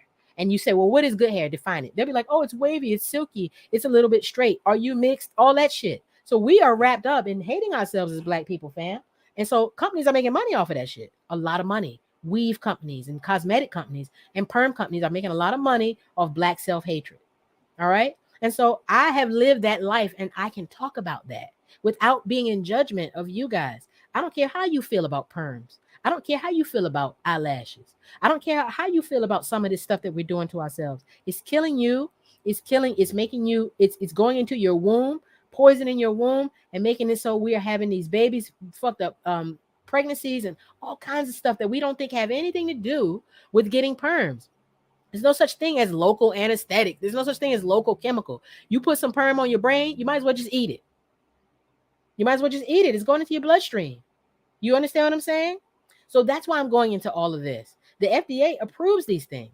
However, we can see from the history of the FDA. Yeah, I'm going to stop here. I'm not going to keep going with their history because I don't feel like reading all of this about them because I'm getting upset because I'm like, it doesn't matter what their history is. They're still approving all these ill-ass chemicals to go in our food as safe alternatives when their job is to keep people safe. When they have all this evidence to the contrary, they're making money and they're making a lot of it. Okay. And the same goes for these vaccines. The same philosophy I have about food, I have about vaccines. I don't care what you can call me whatever you want to call me. You can put whatever, slap whatever dumbass label. That's our problem. You start questioning something, you're an anti-vaxxer, you're a Trump supporter. Maybe the person is just weird about stuff because they don't think it's healthy. They don't have to be an anti anything to know. Right now, there's a big ass Pepsi truck going by. I'm watching a big ass Pepsi truck going by because we live near the trucking station over here. They're bringing Pepsi. They're bringing crack. They're bringing the liquid diabetes to everyone in the city, right? Sorry, shit is killing us. How you doing, Danny Pohill? How are you doing? Coming to show love and support. And oh my goodness, girl. Anyway, don't hurt him. Don't hurt him, Danny. All right. So let's get into some of the shit that's in the food, right? Let's go. Let's talk about, so what's in the food that we want to avoid? What is it doing to us? And what foods have these things in it? All right. So let me see. List of food additives to avoid. Before we go into that, let's just let's recap a little bit and remind you. So this is Tutorial Tuesday. I do them most Tuesdays at 1:00, except for days when I have work to do. I'm Novocaine, aka Black Girl Gamer, and I spin deep house music and other music in general. I'm a musician, MC, I'm an artist and stuff like that. But I love teaching and I love to share this information with you guys. All right. Because I'm a grown-ass woman. I've learned a lot so far in my life. And what good is information if you're not going to share it, right? So that's what this is all about. We talked about what is holistic living. We talked about dieting. We talked about the Do Better diet. We talked about the definition of food, the definition of drugs and chemicals and things like that. So this is what you're tuned into right now. All right. Food and Drug Administration, not the Food and Drug Administration, but Food and Drug Administration in general. Food and drugs that are administered to us and deemed safe. Is it really what it is? Are you going to research it for yourself to see if they're telling the truth? People will lie to you right in your face. And if you're not going to research it, guess what? It becomes your truth. If you accept it, it becomes your truth, right? Without you even questioning it. Wouldn't you feel whack You know, if somebody gave you a contract to sign and you just signed it, you didn't read it, and you had signed over your soul, your house, your deed, your legacy, your seed, your sperm, your ovaries, your air conditioner, your microwave, and you had signed it all over because you didn't read the contract. That's what it's like when we sitting up here eating all this bullshit, and all we got to do is turn the damn bag around and look and see what's in it. While they do hide harmful ingredients, certain ingredients do not have to be listed on packages. There are plenty of ingredients that they do have to list that are known carcinogens, causing big problems. And so you there's no excuse. They said on the back that this had MSG in it. They said that it had potassium bromate in it. They said that it had trisodium phosphate in it, right? You ate it anyway. Not only did you eat it, or me, or whoever, we gave it to our children. And then mad when they're bouncing off the wall and you're trying to tell them something. You're trying to talk to them, and they like, you're like, yo, can you keep still? I'm trying to say this to you, or they're grumpy. They're having a sugar crash, they're having a crackhead withdrawal, right? Crackhead withdrawal. That's what they're having from sugar, they're having nerve damage from aspartame, fam. All right, let's see if I can find some really good articles about things that. So this is food we should avoid, but I want food additives, not food. Food additives. Okay, let's look at these. Okay. Oh man, she went hard. Suzanne Monroe wrote this article: 48 food additives to avoid. Sitting down to your favorite meal, you dig in knowing that what you're about to eat is going to be delicious. But is it truly healthy for your body, fam? Depending on the ingredients that you choose to put in your meal, you might actually be ingesting chemicals that can lead to less than desirable health effects. Food additives are laboratory crafted ingredients that add flavor, texture, and appearance to packaged foods. They also can extend shelf life, allowing products to be sold more widely. Unfortunately, they also can cause health issues for many people. Luckily, you don't need to get a degree in chemistry to learn how to read food labels and to ditch foods that are undermining your health. You just need to be informed while shopping and get familiar with the names of the chemicals to avoid. Instead of feeling afraid of these ingredients, you can choose to feel empowered. Do Better Diet. You can choose to feel empowered in how you care for your body. Being healthy and choosing your food with caution can put you back in charge of your self-care. See, if I was doing a voiceover, I would go back and hit that your a little bit harder because we're talking about you being in charge of yours. See that? Being healthy and choosing your food with caution can put you back in charge of your self-care and make you feel more in control over your overall well-being. All right, let's get it. Common food additives and possibly harmful ingredients. We've put together a comprehensive list of ingredients you can look for on labels when out shopping. These ingredients might have a negative effect on your body, or they might not. It's best to be informed about possible toxins. I like that. And start to pay attention to how they make you feel. Because let me say this to you right quick, too, before I read the list. If they're saying something may do a thing, but they're not sure, like MSG, science is totally divided about MSG, right? They don't know if it's helpful. Some people are like, I don't see the problem. Other people are like, nah, this is not, it's causing this, da da da da da. If they're questioning it, that's good enough for me. If there might be a blood-sucking vampire over there and it's midnight and the moon is out, and somebody said, I don't know if I saw a vampire over there, but I might have seen one. It's a blood-sucking Batman who gonna rape you and drink your blood over there, fam. I don't know. And I'd be like, are you sure that's who you saw? Let me go over there. If you're not sure, we don't know. I'm like, if you even thought you saw that, if you even thought you saw Nosferatu over there, I'm not going over there. So it's the same way with this. If they even are debating, they're debating about MSG, fam, fuck MSG. Avoid it. Or if you gotta have it in moderation and drink you some water. Or have it in a natural form, like mushrooms and stuff like that. All right. So I like that. I like the fact that they said possible toxins too. Trans fat is simply vegetable oil that has had a hydrogen molecule forced into the molecular structure in a laboratory. I did not know that. This causes the oil to solidify, similar to shortening. All right, like emollients and stuff like that, like butter and stuff like that, turn hard in the refrigerator and then it's soft when you take it out. That's what she said. It makes it shelf stable for foods that are meant to last a long time. Common sources of trans fat include processed snacks like ultra flavored savory snacks, packaged desserts and cookies, microwave popcorn, and shelf-stable baked goods. It's also listed as hydrogenated oil or partially hydrogenated oil. So keep a lookout for those ingredients as well. So what is it sounds to me like what they try to do is take oil and fat and make it even more savory, more fatty, more juicy kind of, because that's what makes fatty foods taste good, right? If you are a person who likes dark meat, what you probably enjoy is the fat content of dark meat. That gives it a more saturated taste, right? And a more savory taste. After several studies showed that trans fat was likely a cause of heart disease, makes sense to me, and increased risk of diabetes, even the FDA started to warn against it. See how she said even the FDA? It's not outright banned for use in products in the US, however. Did you see that?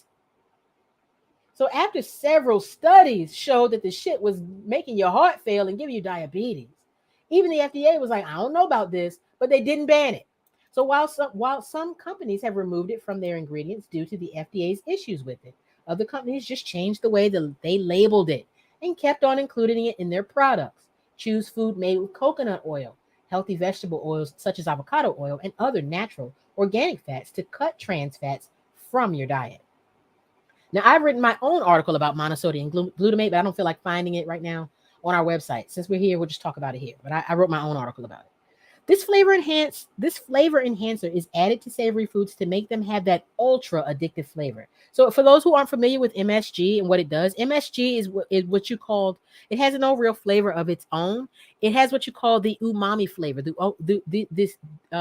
This description is used to describe anything that makes other things taste better. So it's almost like a booster. So you have something in your food that tastes good. This is going to make it taste amazing. This is one reason why Doritos are fucking amazing.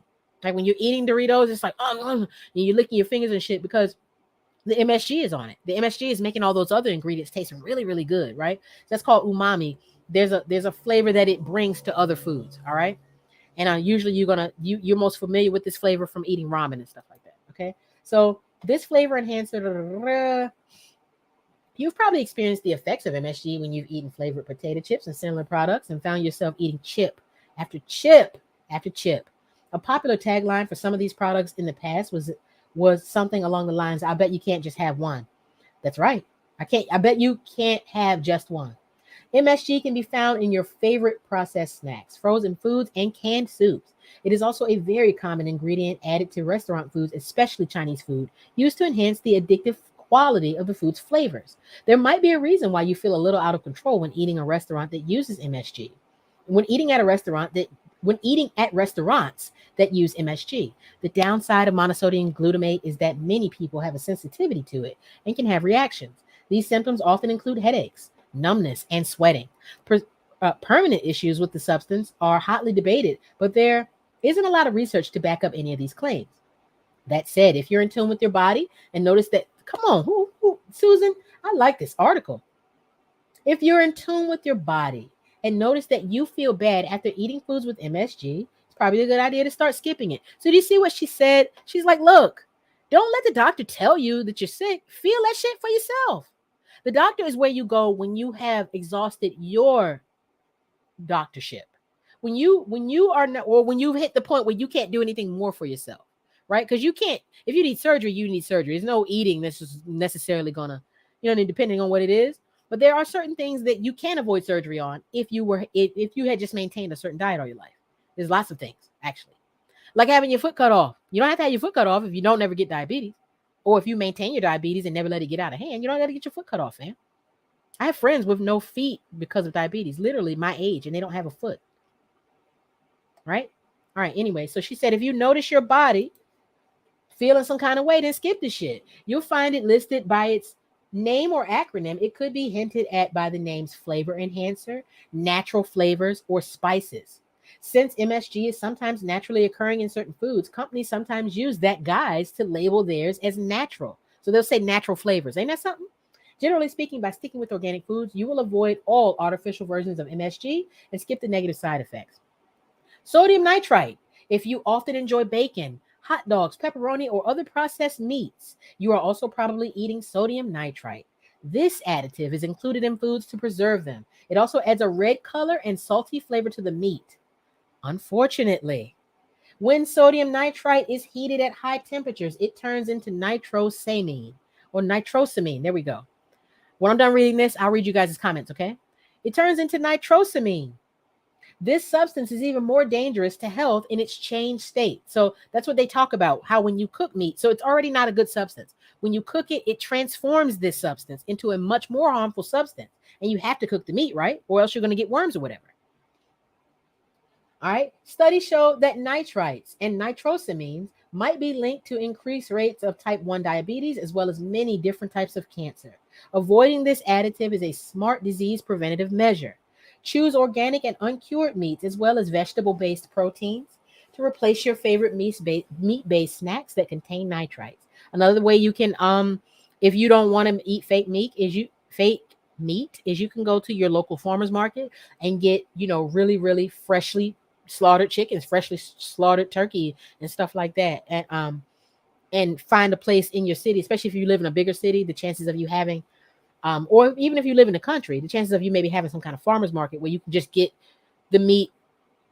One reason why a lot of the meat community doesn't see why they should have to stop eating meat is because people in the past who may have lived on farms or whatever it is, and they ate meat a lot, they ate a lot of bacon and whatever, they'll compare themselves to them and say, whatever, they were healthy. It's like, well, for one, we don't know how healthy they were, but aside from that, they had to get up. They worked on a farm. They got up and they did exercise all damn day. Not only that, if you kill a pig that you raised, you know what's in it.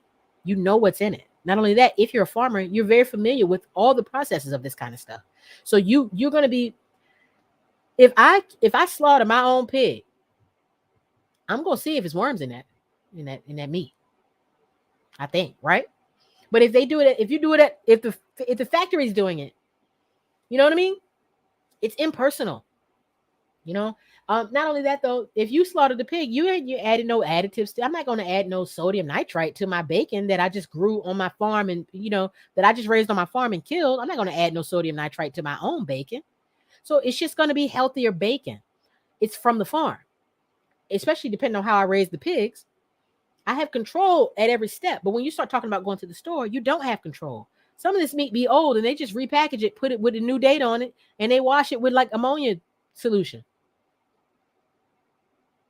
I'm not even kidding. Anyway, let's keep going. Just keep swimming. Just keep swimming. Let me see what you guys have to say. Too goody. Yes. It raises my blood pressure. That salt sugar chemical mix is a real science to make us love junk. Yeah, and it works really well. Salt against sugar tastes really, really good. No matter whether you're cooking a savory food or even a sweet food. Like, for instance, ice cream. One of the things that makes ice cream really good is that little bit of salt that's in ice cream. It gives it that other flavor, like that makes it so savory like that. You know what I mean? DJ Shem, too goody. Patty, I still got y'all. All right. So y'all hosting again. Keep hosting if you're enjoying the lesson. Okay, and throw in anything you want to say. You know what I mean? Let's keep going. Let's look at some more of these ingredients here. All right. So nitrites. So you hear about these all the time. So guar gum. This long chain carbohydrate is full of fiber, which actually encourages several health benefits. Studies have shown that guar gum can help reduce IBS. That's irritable bowel syndrome. So that's a person who just, you always feel like you got to shit every little thing you do, and it just, your stomach is like, blah, blah, blah. You got the bubble guts all the damn time. Irritable bowel syndrome, aka bubble guts, minimize blood sugar swings, and can even lower your cholesterol. It might also help you stay fuller throughout the day. So that's guar gum. But here we go. Before you run out to find all the foods containing guar gum, there is a dark side to it. There we go with using dark to mean bad, whatever. You can overdo this additive. Meaning you could go too fucking hard with this additive, which can lead to an obstructed small intestine or esophagus. Whoa. It can also irritate your gut, causing gas, bloating, and other issues. The American FDA has a cap on how much guar gum can be added to packaged food to help prevent these issues from happening. So while it can be an okay thing to ingest, it's only safer in smaller, more reasonable amounts. So it's a holistic thing. You need to be holistic with it. And again, fam, drink you some water to help push that shit through your body, right? The end result of eating food, no offense if you are eating. I'm not trying to turn you off. No offense if you're eating, but the end result of the desired result of eating food is health, nutrition, right? Health and nutrition. The end result of eating food is taking a crap. So it's not just about getting the nutrients out of the food, it's about properly processing the food and getting it out of your body. And what they're saying here is that there's some foods that help, that clog you up and make it hard for the body, for it start literally obstructs your esophagus or your small intestine. So we don't want that, right? So you'll find it in foods like salad dressings, sauces, and ice creams. It's a good food binder and thickener. So look for it in products that require thickening. Okay, thickening, right? So that this her point here was this just needs to be holistic. That's all. You can have a little guar gum. It even has some health benefits, but you don't want to go too hard, right? Yeast extract. This lab produced food additive is used as a flavor enhancer in savory foods. It can also cause and it's also called autolyzed yeast. You'll find it in cheese sauces, salty snacks, and soy sauce. It boosts the saltiness and makes the flavor just a bit bigger than it would be otherwise. Now, once again, why not just add a little more salt, fam? See how they do? Whatever. Well, how about we just get regular ass salt and add a little more into it, into the soy sauce, fam? Damn. It's made by mixing together yeast and sugar. So right there, you're talking about a big fat yeast infection. When you have a yeast infection, it's because you have too much yeast in your body. Yeast in your body is natural, but you got too much yeast, and now you're feeding it sugar, which is what yeast eats. People who have made alcohol, you know this. This is what yeast eats. It eats sugar. It eats it. It takes a big ass dump, and then it causes you to get all itchy and stuff in your vagina, or it causes you to have thrush in your mouth, or both. Whiteness on your tongue and shit like that. A nasty white spitty mouth, right? But it also causes you to crave extreme amounts of sugar because the yeast takes over your thought process and makes you want more sugar. So this is interesting. This autolyzed yeast is a combination of sugar and yeast. Then spinning it all together in a laboratory. This pulls apart the cell structure, allowing manufacturers to then discard the cell walls. Them sugar walls. Make them sugar walls come tumbling. Make them sugar walls come tumbling down. You say you're still listening, Stink? Thank you. Thank you. Good. Hopefully you guys are learning. Okay. So let's keep going. This process causes a natural type of glutamate, an amino acid, to form in the product, similar to MSG. If you're someone who is sensitive to MSG, you will also likely have the same symptoms with yeast extract. Yeast extract is generally considered safe by the FDA. That said, it's quite high in sodiums. So if you're on a salt-restricted diet or have high blood pressure, which is a lot of people, it's best to avoid eating foods that contain yeast extract. All right? Carrageenan. So you guys have seen these ingredients over, and that is what she said, Patty. You guys have seen these ingredients over and over and over. They're not new. All right, so we're going to go through the list. I might not make it through the whole entire list. I'm assuming that she's putting the most harmful shit at the top. We're going to go through the majority of the list, and then we're going to go find foods that have a lot of this stuff or that are known for having this stuff. And then we're going to even go over some foods that you should just avoid altogether. And that way you don't have to worry about reading the backs of them because you just ain't even never going to eat it. Like Lucky Charms, don't eat that shit. Not only did they just recall Lucky Charms because it was making all these people throw up, but I have this video that I did on my Each 9 Teach 9 channel on IG called Unlucky Charms. I did a video called Unlucky Charms, and it's just this man who works on like a construction site, and he said he was reading his children's cereal one day, and he saw that it had trisodium phosphate in it, and he was like, "What?" Because he works with that shit at work, and it's very poisonous. They have to wear gloves. It's a carcinogen, and it's in kids cereal, fam, right up in there. So fuck Lucky Charms. And let me get real deep. Let me be real nerdy. Y'all know how I am.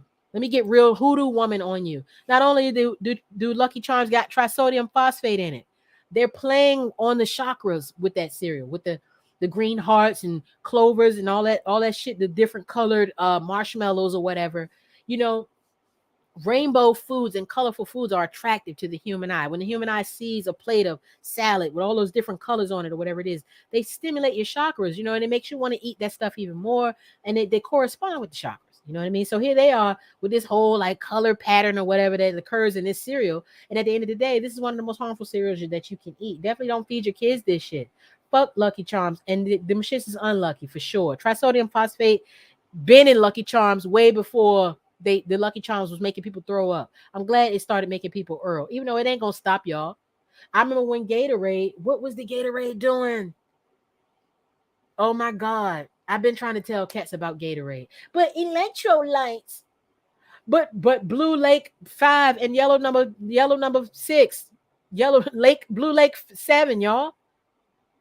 Electrolytes, drink you some coconut water. Eat you a cucumber. Eat you a salad. How about you just drink some water? But if you want some electrolytes, for sure you can get it from coconut water. For sure.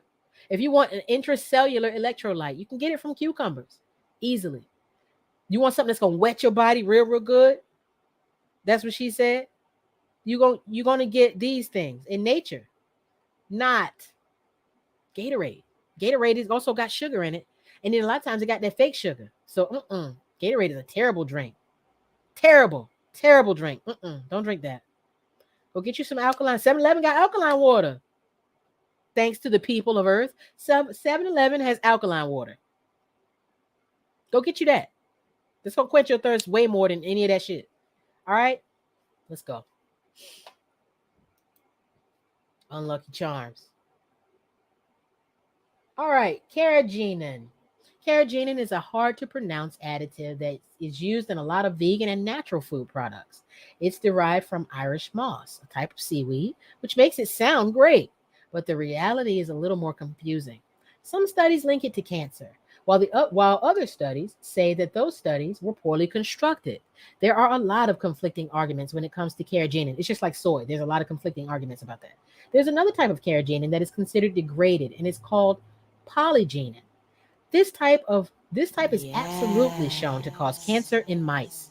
However, in its undegraded form, carrageenan seems to be a risk for cancer, but there's no specific proof one way or the other. That said, carrageenan is known for its inflammatory properties. So you don't want it. If anything that causes inflammation causes so many other problems. Your body being inflamed is the result of is the cause of many problems, right? And really, a lot of different diseases that we call different things are really just inflammatory diseases. All right. Like when you have prostate problems and stuff like that. A lot of times you just have an inflamed prostate because you're drinking too much sugar, alcohol, you jerking off too much, and all that other shit. And then you have an inflamed what's the name, yo? And now it's inflamed, so the pee and stuff can't get out all the way like it should, and you're starting to get infected down there. Okay, from inflammation. All right, and backed up stuff. All right. That being said, it's known for its inflammatory properties and causing stomach ulcers and other digestive upsets. So it's generally a good idea to avoid it as much as possible. If you live for almond or coconut milk, you can easily make these at home carrageenan free. Okay, so almond and coconut milk have a tendency to have them too, huh? They are more delicious than the store-bought variety. You can also look for lists of brands that don't include carrageenan in their products, like this one. Nice. Okay, who we got in here? Cirilla, thanks for the follow. Cirilla, good vibes. Thanks for the follow. Welcome in here. All right. So carrageenan. So I just got informed about that. I've seen that before, but I didn't know. Carrageenan was unhealthy. I didn't really know anything about it. So you actually see it in a lot more vegan and vegetarian foods. So that's something to take note of. All right. High fructose corn syrup. Everybody knows about this, but let's talk about it. All right. High fructose corn syrup is sugary stuff made from a highly processed, genetically modified corn starch base. Boy, that sounds horrible. From which fructose is extracted. It's pretty cheap to make, so food manufacturers often use it in inexpensive processed food products. This includes soft drinks, snack foods, cold cereal, ice cream, candy, cookies, and so much more. You guys, I need you to watch this documentary. It is called Food Inc. It is a life-changing documentary. If you're in the mood to change your diet completely, I need to watch it to get me back on board all the way. You need to watch Food Inc. Food Inc. shows you so many different things about the corporate side of processing food and just the food industry in general, and how and the effects of the demands for certain food and how it's killing us. Corn. America makes so much corn. America has nothing to do with all the corn. This is the reason why there's so much corn in everything. There's so much sugary. There's corn flakes. There's corn chips. There's high fructose corn syrup. There's regular corn syrup. That's just high fructose corn syrup. Then there's regular ass corn syrup. Then there's corn itself. Then there's corn on the cob. Then there's all manner of alcohol and everything else that you can make with corn oil, whatever. But companies like Monsanto, who have been spraying insecticides and making Roundup ready soybeans and Roundup ready vegetables and fruit, meaning stuff that was born with anti-insecticide in the anti-insects, with stuff that you breed it to grow itself where insects don't even want to eat it. They did that with corn. So there's a lot of corn out here that just there's nothing. It's cheap to make, and they have way too much of it. So they just dump it in the food. They just dump it in the food. It also makes the food highly addictive. See the problem? All right. It's really really bad. It's really really bad. Corn. We have a dilemma, but they really made me see how bad it is. So when you watch Food Inc., you'll learn like what the problem is with corn. Okay. And I gotta say this, because there's so much corn, they feed the corn to livestock when this livestock needs to be eating grass.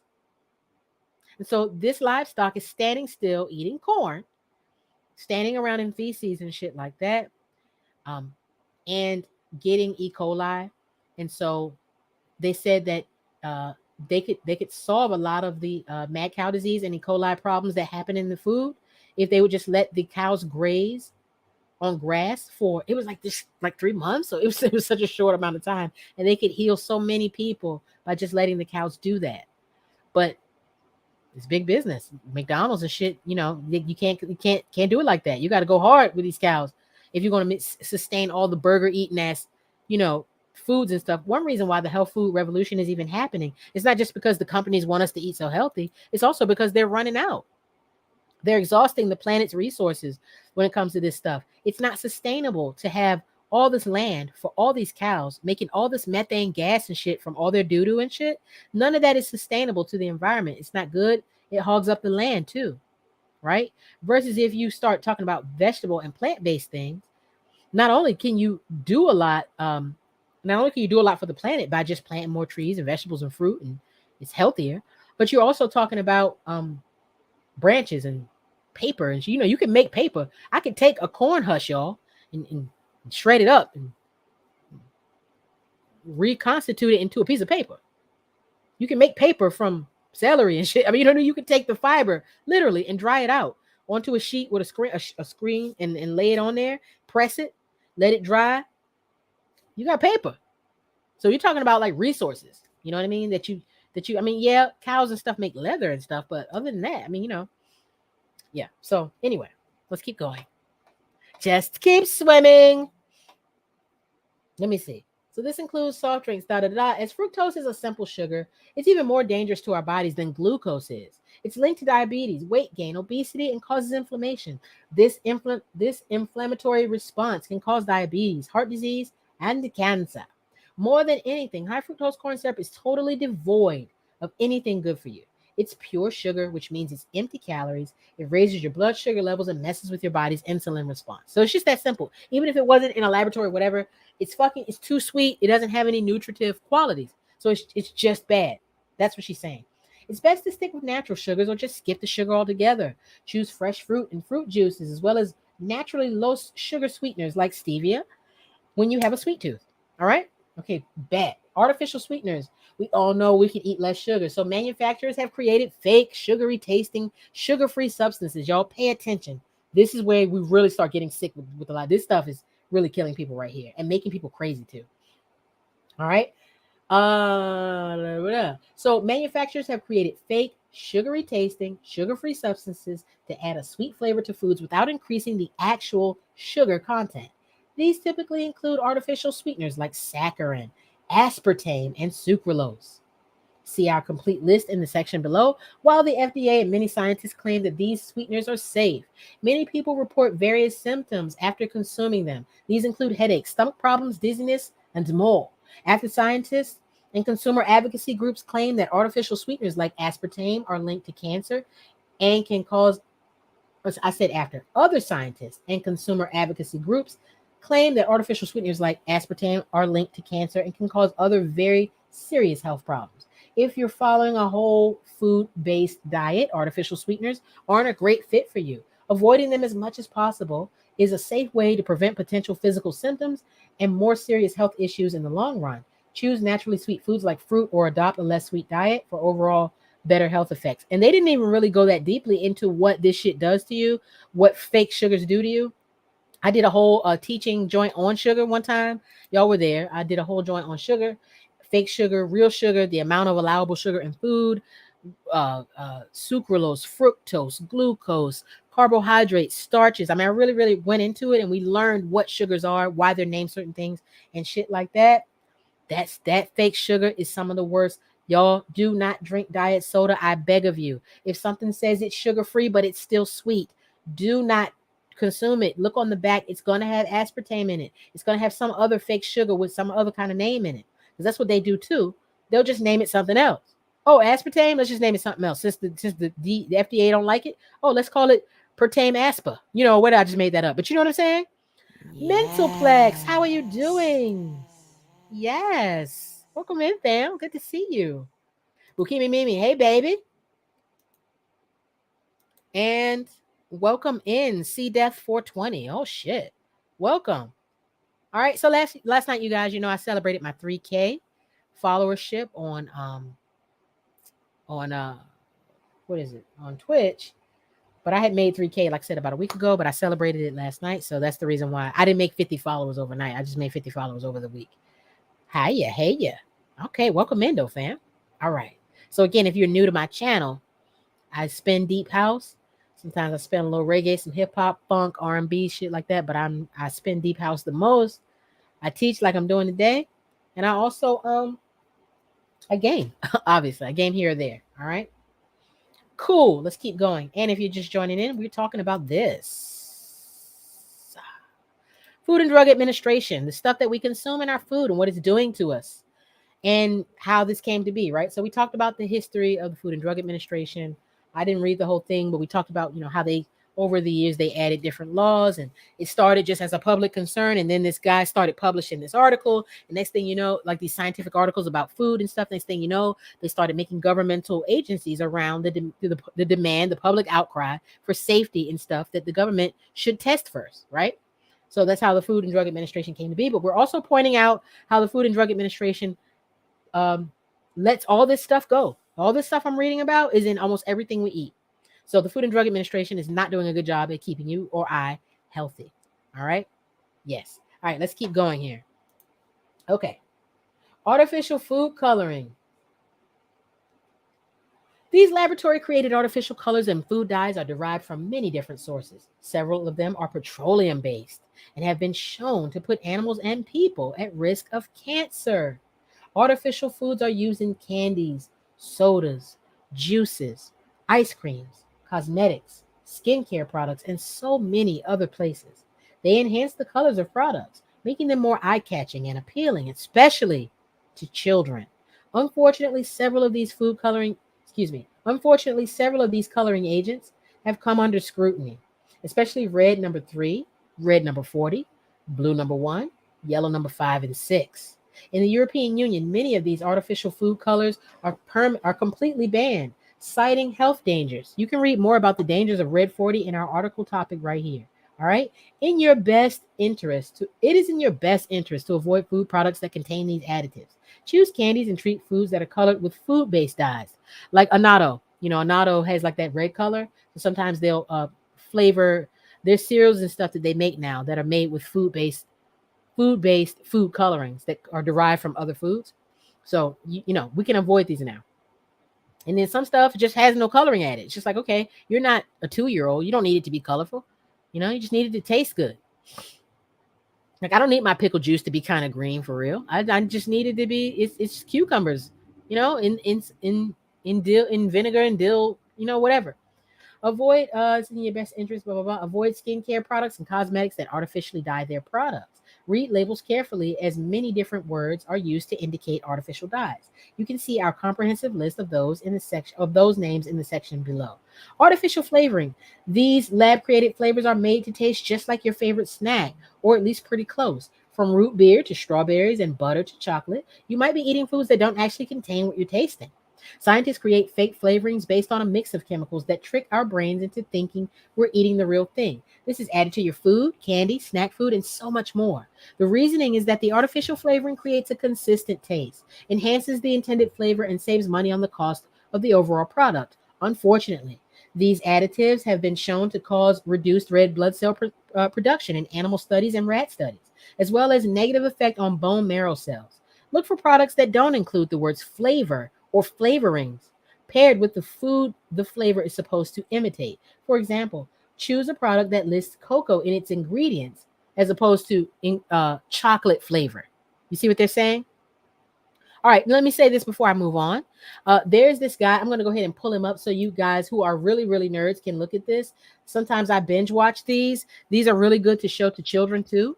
But if you are teaching your children chemistry or they're in chemistry class or anything, if you want to learn some really cool chemistry, I'm going into this for a reason. So bear with me. There's this YouTuber named Nile Red. Nile Red, okay? Nile Red has millions and millions of he has 4.2 million subscribers. He's a chemist. He's a young guy. He's really young and he's a chemist and he's amazing, right? And what he does, look at this. This is what I want you to see. Turning plastic gloves into hot sauce. Turning cotton balls into cotton candy. Glowing peanut butter is crazy.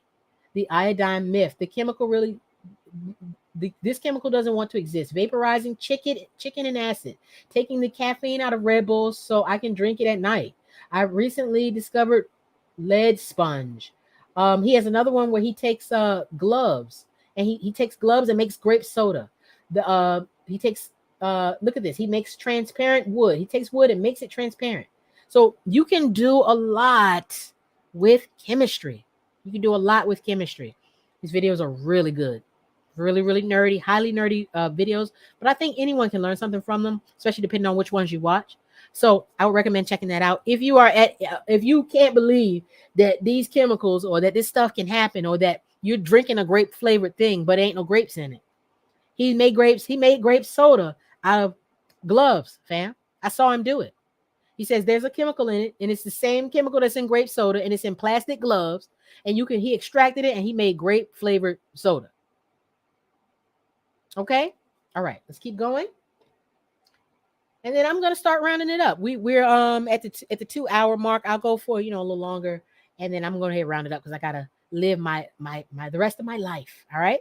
I love you guys. This has been fun as usual. And I'm learning a lot. Hopefully you guys are too. Let me know if you are learning. You know what I mean? Let me know if you're learning, y'all. I know a lot of y'all are lurking on me, but if you're learning, that's dope. Deeper Hole G. We are the news now. That's right. We are the news, and we connect the dots. That's right. Deeper Hole G. How you doing, fam? Y'all make sure y'all follow Deeper Hole here. You learning? DD Whiskey says she learning. Who else? Who else learning? Y'all learning? Yes. Your eyes are so beautiful. Learning a lot. Patty is learning a lot. Ebens is here and is learning a lot. Okay, good. That makes me feel good. Yes, Nola, everyone. Thank y'all. Thank y'all. When you stream, sometimes you're not sure how it's coming off, and you hope the part of you that's insecure about what you're teaching or whatever it is, hopes that everyone's, getting something from it and is not bored by, the thing. Because I'm nerdy and I find this very interesting. All right, so let's keep going. Sodium benzoate. So y'all seen this stuff, right? Yes, y'all are familiar with these chemicals, right? Okay. This man-made compound is created when benzoic acid and sodium hydroxide are combined. It's used as a preservative in fizzy drinks and sour preserved foods, such as pickles and salad dressings. Sodium benzoate has been shown to be a potential trigger for hyperactivity in children and ADHD in all ages. The combination with vitamin C or with artificial sweeteners causes the substance to change into benzene that then is more likely to cause cancer. Generally speaking, this is a food additive to skip entirely. Choose carbonated drinks that aren't preserved artificially or just avoid these types of drinks altogether. Drink water, wholesome juices, herbal teas, or other drinks that are a part of a healthy whole food diet. Xanthan gum. Xanthan gum is made through a complex process involving bacteria that live on plants like corn and sometimes wheat. The result is a gummy product that can then be dried, powdered, and sniffed like Coke. No, I'm just playing. And stocked on supermarket shelves. You'll find it in any food product that needs a little texturizing and binding.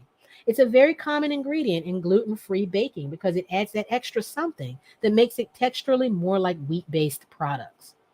It's a newer product, so there aren't any long-term studies to say that it's bad or good. But so far it seems to be okay. It can cause some digestive upset in some people though. So if you notice any symptoms, discontinue use right away. Additionally, if you're allergic to corn or wheat, you might have allergic reactions to it. In baking, you can replace it with guar gum, chia seeds, and psyllium husk for a similar gluten-free textural effect. Yeah, chia seeds, there's certain seeds and stuff that can give you certain textures, and that they even make gels and things out of, like flax seeds and stuff. If you want to make a slimy gelatin type substance, you can use flax seeds or whatever. Other food additives. The additives above are major offenders to watch out for, but the reality is that there are so many others to consider when shopping. We've included as many as possible so you can get familiar with these names to start to avoid them. All right, so sodium nitrate, sulfites. So sodium nitrate is similar to nitrite, and it's in the meat, and you should avoid it. Sulfites, a preservative. I'm just going to go quick because there's a lot of them on the list, and I don't want to read everything about every one. Just know that avoid all this shit. Sulfites is a preservative to avoid. Azodicarbonamide, azodicarbonamide. All right. Potassium bromate. Now, this is funny. Potassium bromate. It is a great article, isn't it? So me and hubby, we like to watch Fringe. Fringe. Remember that show Fringe? It's kind of like the X-Files, but it came later. It was really, really good. It was on Fox for about 5 or 6 seasons. So we actually have been rewatching them on Amazon Prime. So there's this scene. So there's this mad scientist. The show is about this mad scientist who went crazy, and they put him in the mental hospital. But before he went crazy, he was doing all of this fringe scientific work for like the government and stuff like that. And a lot of it is, amoral and crazy stuff that he was doing. So it's fringe science. So they get him. There's this rogue element out here that's using fringe experiments to do evil things to people, right? So they get him out of the mental hospital, and they want him to help with a lot of their cases that they're having. He does. It's great, but he's a little off. So there's this one episode. His name is Walter Bishop, right? The old mad scientist. He's in the supermarket, right? Me and Culture Chronicles have been quoting this shit ever since we saw it, right? Because we thought it was so crazy. We thought that shit was hilarious. We kept rewinding it and just laughing and laughing. There's this scene. He rarely does he go out on his own because he's crazy, but he went out on his own, and he was at the grocery store, and he started having a mental breakdown. The reason why is because he looked over on a box of food or whatever, and he saw potassium bromate on the box. And he said, so he's looking at the box. He has his cart, and he sees it. He said, potassium bromate. He's a whole chemist. This man is making Frankensteins and shit, and doing all kinds of stuff in his lab. He was like, potassium bromate. Then he started spazzing out, and he was like, this supermarket is trying to kill us. And then he just goes into he spazzes out, and then his son has to come get him. Like, they call the police, and it's like, come get your dad. He's going off, whatever, blah, blah, blah. But that's because he saw potassium bromate in the food, and he could not believe. That's the same way that construction worker was. He was like, trisodium phosphate in the Lucky Charms? Come on, y'all. Wait, what? And that happens a lot. Even soda and Gatorade. Culture Chronicles, he has a career. He works on the shipyards and stuff. So there was this one time they were trying to break up some concrete, and they either got Gatorade or they got Mountain Dew or something, and they poured it on the concrete, and it started dissolving. Yo, I'm telling you, I'm telling you now. We just don't drink soda. Just don't drink it. If you have to have it, have ginger ale, fam. Have ginger ale. Have natural ginger ale, or natural, like not natural, but have a good root beer that's made like in the glass bottles. A lot of times they're nowhere near as bad. You know what I mean? It's just regular soda or whatever. Because they're made more like the way they used to make soda or whatever. Okay, let's keep going. Anyway, potassium bromate is on the list, as it should be. Propyl gallate increases your risk of cancer.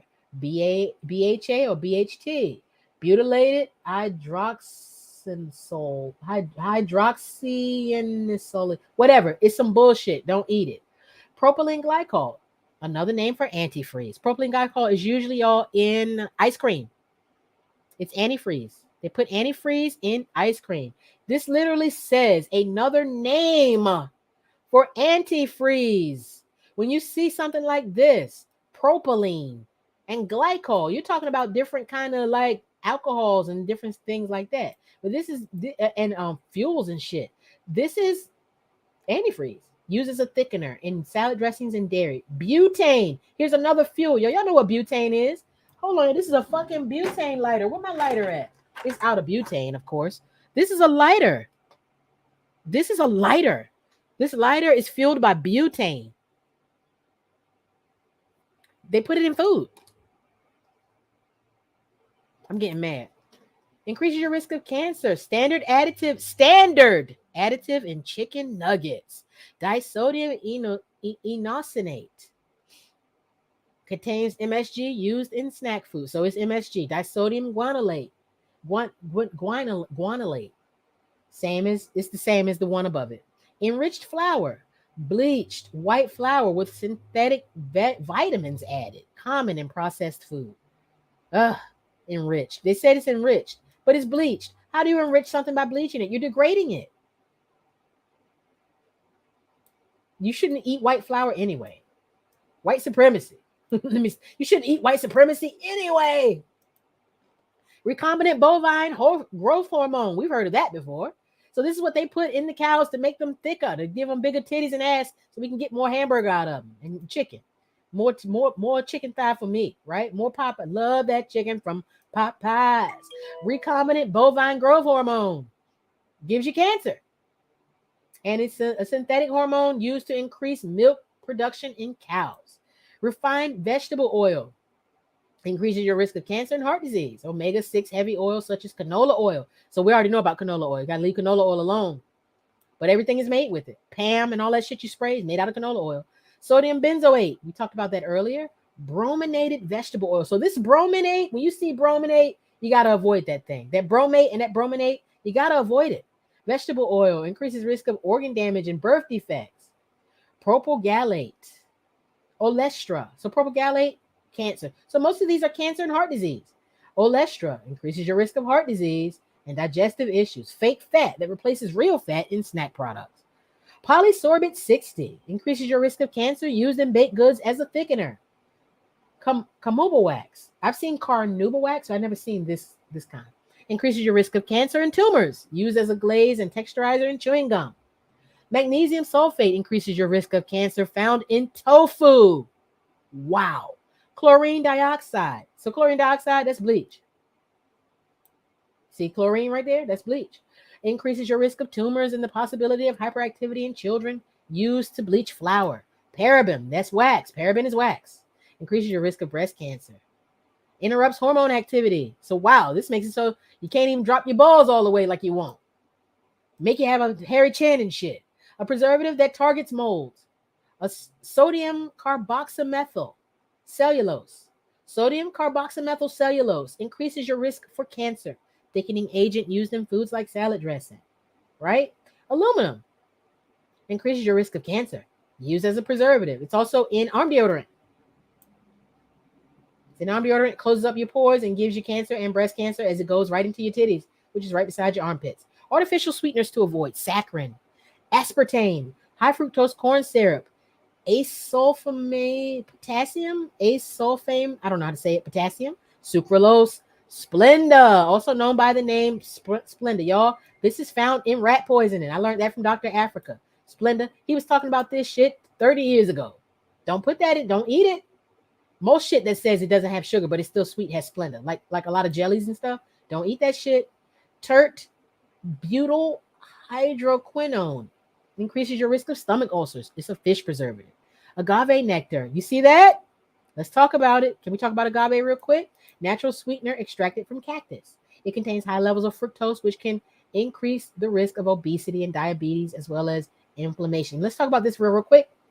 I've talked about this with y'all before, because a lot of you guys are probably like, man, agave nectar. Yes, agave nectar. Let's talk really quick about it after I speak. I am Legend. Welcome in. Ain't it intense? I got like some reading labels too. I got to level back up. I got to get back right.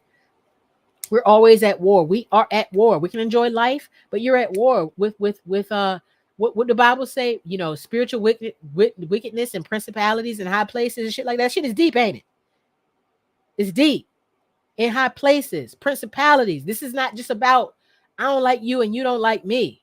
You're at war for your very soul, your very health, your very well-being, your sanity. If these corporations could get right down into your mind and know everything you were thinking, and they're working on it. If they could find a digital way to know what the fuck you thought before you typed it, they would have that commercial on that screen before you could even sniff the burger. They would have the commercial. Before you could even imagine a piece of lettuce or anything, they would have that commercial in your face, in your eyes. They would have the commercial come across your eyes while you was driving, my nigga, and get you a car accident trying to sell you some goddamn chicken McNugget, right? So you got to know that. Corporations are not people. They're run by people, but they are artificial entities that have the power to sue and be sued. They are fictional persons, okay? And they operate with the same immunities and shit as you, with the only exception being they're way more powerful than you because they're backed by millions of people, okay? All right. So let's talk about agave. Agave comes from the agave plant. Let's pull it up real quick. And we're going to determine whether or not agave is healthy or unhealthy. Let's talk about it real quick. All right. Agave plant. I want to show you what the agave plant looks like. Pretty much is a cactus. It's a sweet ass cactus. Okay. What are y'all doing to me? Show me the agave. Show me the agave. Images. Okay, so this is agave. This is what it looks like, right? So when you get some agave, you see this on the outside. Now, this is something that Mexicans have been using for a really, really long time, or the people of this area, not just Mexicans, but people in South America have been using for a long time to help heal certain things. And it does have some healing qualities, some antibiotic qualities and stuff like that, just like honey. However, anything that's sweet, let's just start there. Anything that's sweet, no matter how healthy it is, your body can only take so much sugar every day. Let me run that sentence back and change a word. Your body can only process so much sugar every single day. Sometimes your body has to jump through a lot of hoops to process these sugars. Do you understand? So it doesn't matter how healthy the sugar is. Let's take apples. Apples have natural sugar. If I take the apple and I eat 37 back-to-back apples, the sugar from those apples is going to have a negative effect on me. If I take that apple and I process the pectin, which is fruit sugar, out of the apple, and I just consume that and start smearing it on my cookies and cakes and shit, I'm going to get sick. So even if agave is not super unhealthy, sugar intake at high levels, which is most things we eat, far surpasses our daily intake of sugar. Just one thing we eat far surpasses our daily recommended intake of sugar, even recommended by the FDA, which is quite a bit of sugar compared to some of the other countries in the world. But not only that, though, still, we go way past the amount that even the FDA says that we should go past, right? So these are agave plants. They're naturally sweet. Their nectar is sweet, right? When you have agave nectar, it should really be called agave syrup a lot of times because it is processed. The nectar of a plant is unprocessed. If you are having the nectar of a flower, let's say like honeysuckle plant, honeysuckle flower, that's nectar. It's naturally sweet. No one's doing anything to it. You just take the nectar, you consume it, that's it. Agave is not really nectar, it's syrup. A lot of times it has been processed the way you process syrup. It's like maple syrup. Maple syrup is natural, but it's usually taken through a certain process to make it more edible and palatable to the people who are going to use it. So that it's syrup, okay? Very important. So it's just like almond milk, mislabeled. It should be called almond beverage. Milk comes from titties. If you ain't got no titties, you ain't making no milk. So ain't no almonds don't have titties, do they? Do almonds got knockers? Almonds got tsunades and shit? Do almonds got big old bazumba breasts? No, almonds ain't got no titties, right? Only mammals do, right? So only mammals make milk. Everything else is not milk. It's not almond milk. It's almond beverage. Why is that important? Because the words are misleading and sometimes they can make you feel bad. Literally because of the words are designed, something about them is inherently making you feel like you ain't shit. Anyway, we'll talk about that another time. Back to agave. So agave is erroneously and misnamed a lot of times agave nectar, when in actuality it has been processed and is technically a syrup. All right, boom. Ain't that right, DJ Shazam X? Okay, booyaka. All right, but this is what's wrong with agave. All right, so aside from the fact that it's sweet, so you can't have but so much of it, no matter how healthy or unhealthy. It's erroneous. It's misleadingly, well, they stopped doing it so much because they've learned now that it's not necessarily the healthiest thing either. It's really low in glucose, right? On the glycemic index, agave nectar is dumb low on the index, but it's really super sweet compared to most things, even honey. It's way sweeter than honey. The reason why it's not good for you is because it's high as fuck in fructose, even sometimes higher than high fructose corn syrup.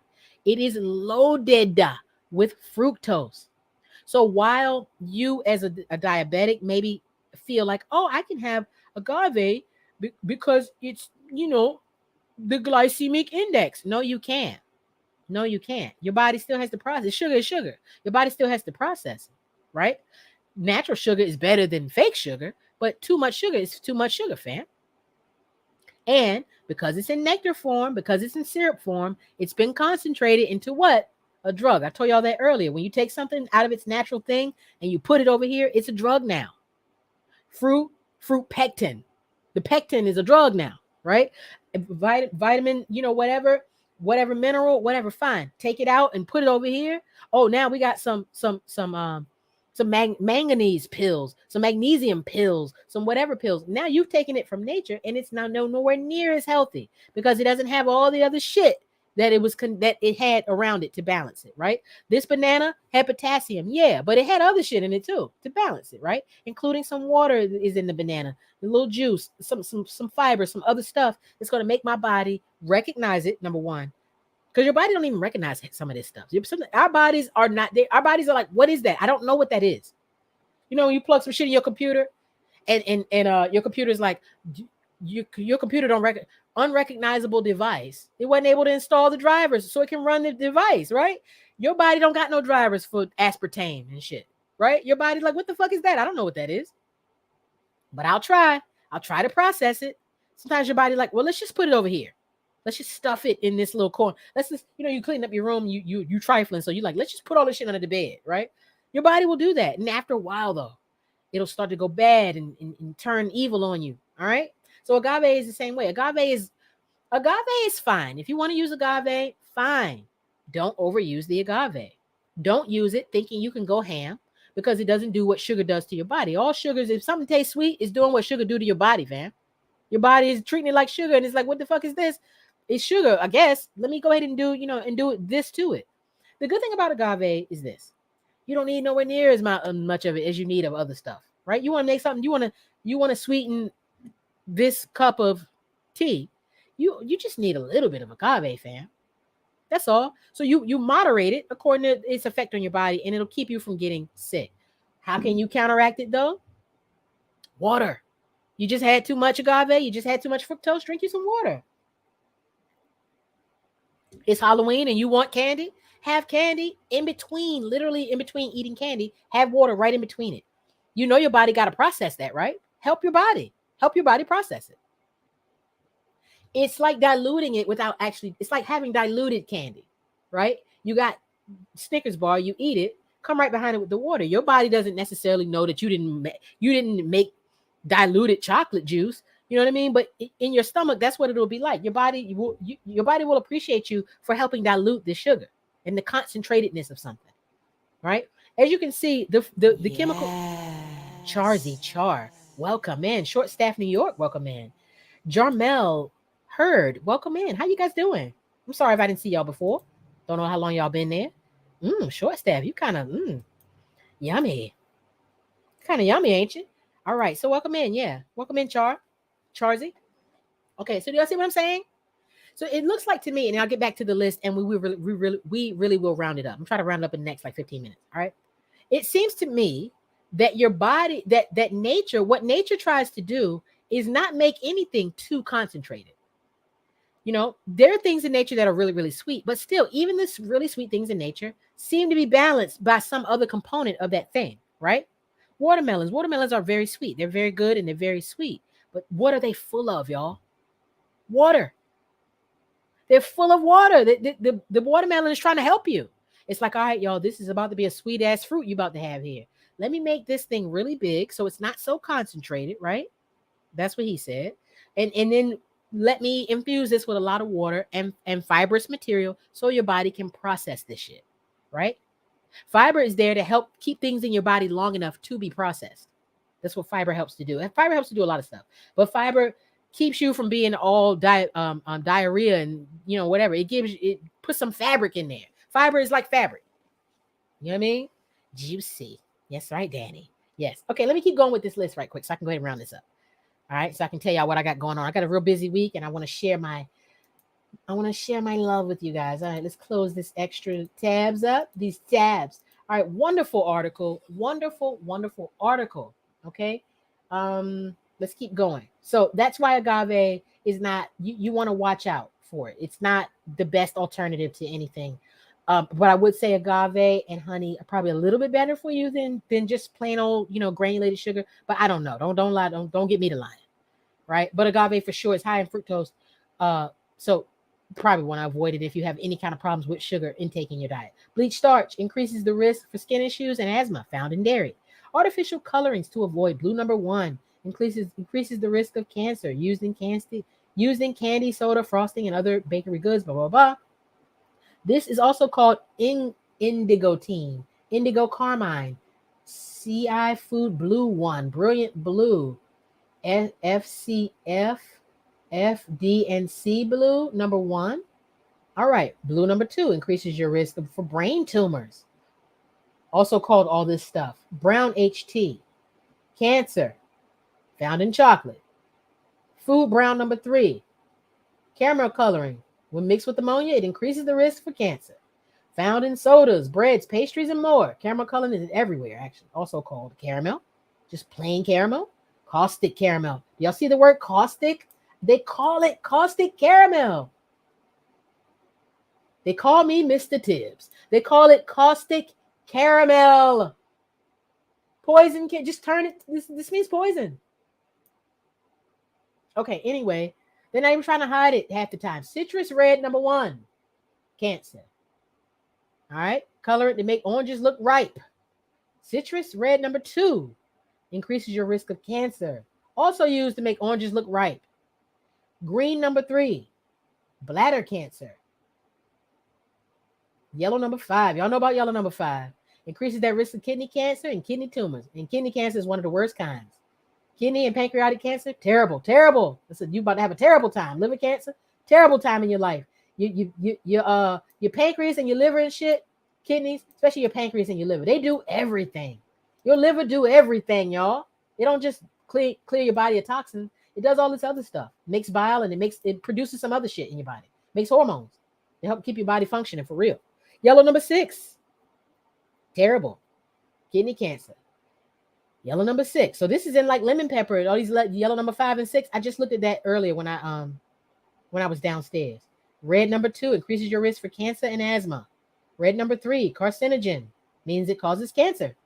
Nerve damage, thyroid cancer. Oh my God, your thyroid is another gland in your body and powerful chakra in your body. It's aligned across your throat chakra. Your thyroid does all kinds of tall shit. Tall dude, hey baby. Your thyroid does all kinds of shit. Okay. I became vegan. I'm healthy as a horse. That's what's up, boo-boo. What I really like about this lesson, it's for people who are vegan and vegetarian and meat eaters, because all this shit is vegan. This is a bunch of vegan shit. All this shit is vegan. Evil as you please. Detrimental to your health as you please. A whole list full of vegan evil shit. Okay? So let's keep that in mind, fellow vegans or vegetarians or do-bettarians. All right, red number 3, carcinogen. Red number 40, it's a carcinogen. Increases the risk for cancer and hyperactivity in children, other behavioral problems, blah, blah, blah. It's banned in most European countries. But is it banned here, though? Hell no. It even has a pretty name called Allura Red. Orange B. All right. Increases issue with liver and bile duct. Found in sausage casings. Wow. Bixen increases the cases of asthma and hyperactivity. Norbixen. More asthma, more hyperactivity. Okay, so it's a water-soluble form of annatto. So remember I was talking to you earlier about annatto, which is a natural food coloring. Annatto increases cases of asthma and can cause hyperactivity in children. All right. So that's a healthier form of food coloring, still causing problems. Other chemicals hiding in our food. This is one of the most thorough articles I have ever seen. And I'm going to duplicate this article in my own way so I can get all of this SEO. Jesus, this article is thorough. In addition to all the additives and chemicals that are added to the inside of our food products, there's another product often All thin on the outside. Insecticides and pesticides. These toxic chemicals are used to keep crops, steer clear of carcinogen. Y'all know that pesticides are evil. I don't even got to go into that, right? Okay. So I should have had all of this together, but just give me a small break. I'm going to run downstairs and I'm going to grab a bunch of random shit from downstairs. All right. We eat pretty healthy in the house, but I haven't been reading the labels like I used to. We're going to read the backs of these and we're going to see what's in them. I do not want you guys to leave. Okay. Can you promise me that? Don't leave. Roots mine. I was thinking to stream on this topic. So good to see you on it. Enough respect. Please you stream on it. Right. More of us talking about this stuff, the more we can all live long, healthy lives, man, and keep being each other's friends and everything, man. Keep up the great work, sister. Thank you so much. Thank you so much. All right. Y'all hold, please. Look at this banner real quick. I'm going to run down here and grab it. I'll be back in less than a minute. Okay. This is what we're talking about today. I'm going to go down here and grab this stuff, and it's just going to take me just a quick moment. All right. And I want y'all to see what's in the bullshit. I want y'all to see. We just finished reading about all that stuff. And I'm a healthy person in my mind. I want you to see about all the shit I'm eating that ain't healthy. All right.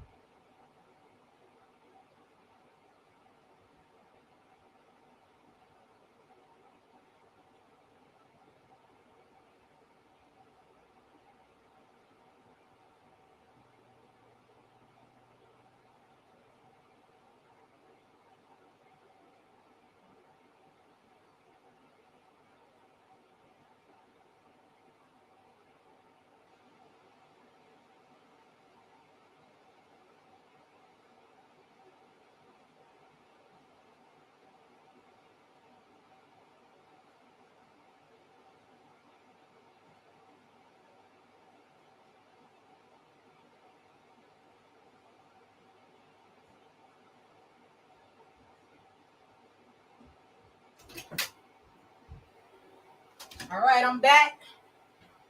I is back. I is back.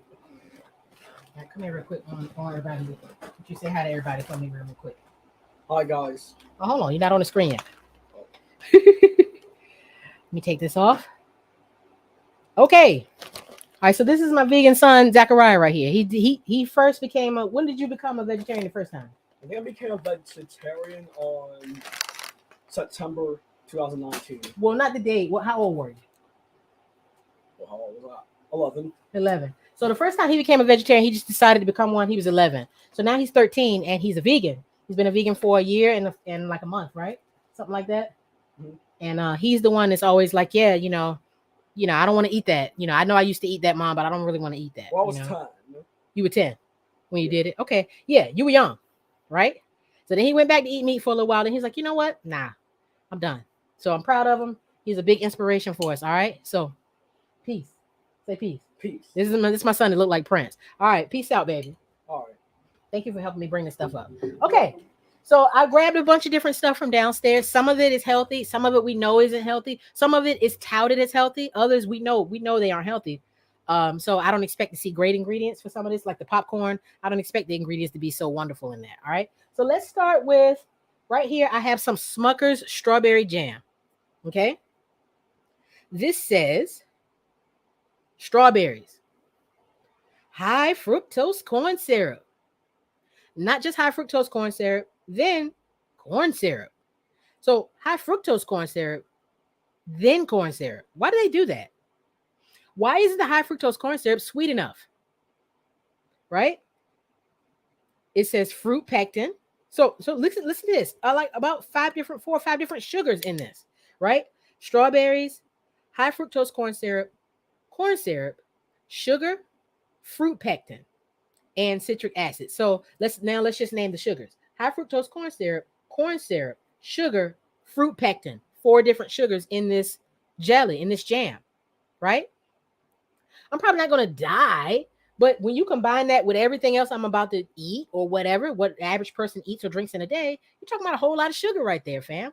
And one of them was high fructose corn syrup, which we know is causing other problems in people like cancer and heart disease and shit like that. So that's this Smuckers. And Smuckers they make that sugar-free jam with the Splenda in it. That's not this, but they make sugar-free jam with the Splenda. So you got to watch them. All right. Now let's look at this. Is supposed to be healthy. All right. So these are, we used to give the boys like granola bars and stuff in the morning. So if they wanted one, then we learned they were really, really unhealthy. So we stopped doing that, and we just been finding like little alternatives for like breakfast bars and stuff like that. Let me see what you guys have to say before I move on, though.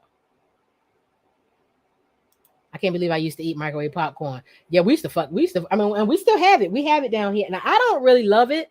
Actually, it's Culture Chronicles who eats really healthy, but he just has some cravings here or there. So he got the popcorn this time. But other than that, though, but he probably had 2 salads in one day. 2 major salads, and he drinks tea he makes and stuff like that. So in general, he's pretty healthy. But yeah, so let's keep going. Popcorn no bueno, period. Yep, it's bad. It's bad. It's all around bad. She said I had to give up Cliff bars due to all the brown rice sugar. Daughter like them bars. Yeah. These are good. These are really tasty. So this is a fig, but these are fig bars. All right. These are fig bars. And I stopped eating fig Newtons when I was younger because I learned that there's an allowable amount of, I guess, insect body that can be in them. In other words, you work in a factory. Bugs get in. They get into the fig Newton mix. Your ass don't know that. What you going to dig all the way through? You, the company, you're not going to dig through and find the bug. So there's an allowable amount of like insects that can be in the figs and shit. But insects ain't artificial sweetener and shit. You know what I mean? I rather...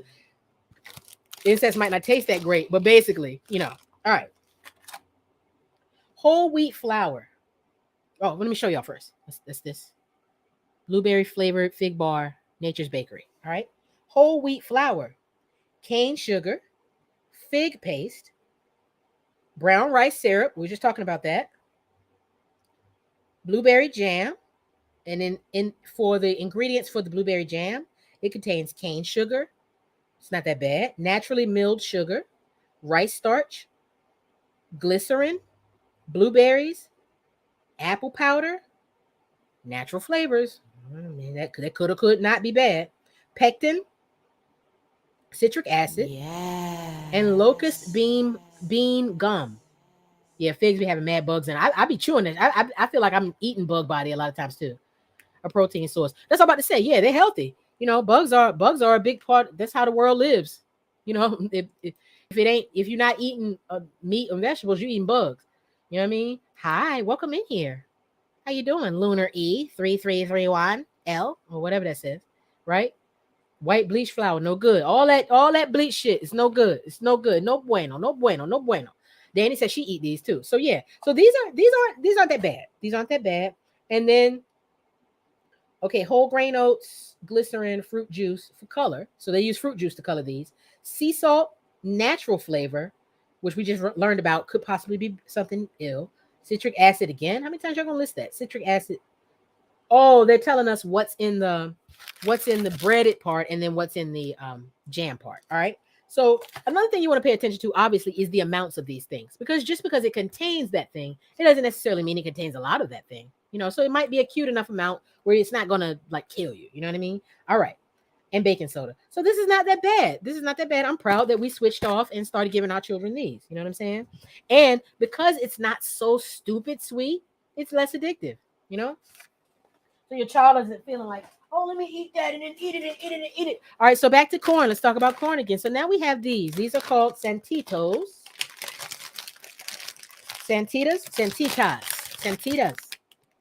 Okay. All right. These are delicious. They're very, very crunchy. Another thing I guess we should all look out for health-wise is the amount of ingredients in a thing. So there's this chick I follow on on Instagram. Very, very dope. I like her because she's young and she's taking on the crusade like Queen Afua and them. You know what I mean? She's got that Imhotep in her heart. Her name is her title on Instagram is called I Am Surviving Vegan. And she talks about everything health related, whatever, blah, blah, blah. But she's younger, so she appeals to like a younger crowd, and it's dope. For one, if something only has a little bit going on, but it has a whole bunch of ingredients, that's a red flag. So she was talking about what are them shits called? What's that pack y'all called? And it'll have some crackers in a little section. It'll have a little bit of ham right here. It'll have a little cheese stick right here. You know what I'm talking about? Coming like a yellowish orange type of pack. You know what I mean? And usually, you people get them in their lunches and stuff like that. Y'all know what I'm talking about? Anyway, that she was talking about that Lunchables, bang. And before she was like, already that this is fucked up. She was like, look at all the ingredients. She said, ain't but 3 things in this Lunchable: cheese, meat, cheese, crackers, and meat. She's like, look at all these damn ingredients. So that's something to think about. If something has a lot of ingredients, you might want to watch it. And it's just a simple thing like this. It should just have 4 or 5 ingredients. All right. So this right here, which is smelling great, has corn, vegetable oil, and they're defining that vegetable oil as corn and canola and or sunflower oil. So this oil is made from corn, canola, and sunflower oil and salt. So really 3 ingredients. It has corn, vegetable oil, and salt. That's not that bad. Now, of course, where the corn comes from, the oil, is that healthy for you? It depends on how deep into your health you're trying to get. But that's why I practice do better, because I allow myself some stuff, right? It's not like you can't have nothing. Now, this is something we didn't buy. We do fundraisers for, we're about to do another one, actually. We're about to do another fundraiser, food and clothing drive. In June, we're going to do 2 of them or whatever. So, we collect food and clothes, canned goods, and everything like that. And then we redistribute them to the needy in our community. So that's where this came from. So this is something that was down there. But I had one of them to see what it tasted like, whatever. But when I had it, did I read the back? No, I didn't. Let me see what this is. And this already says that it has artificial flavors. So let's see what it is first. Rainforest Alliance certified coffee, pumpkin spice, and it says artificially flavored right there in the front. I don't know if you can see that. But see, now I'm a graphic designer. Remember I was telling y'all about making stuff bold? Can you see that says artificially flavored? Really? Especially not if you squint. Hell no, you can't see it. You got to look for that.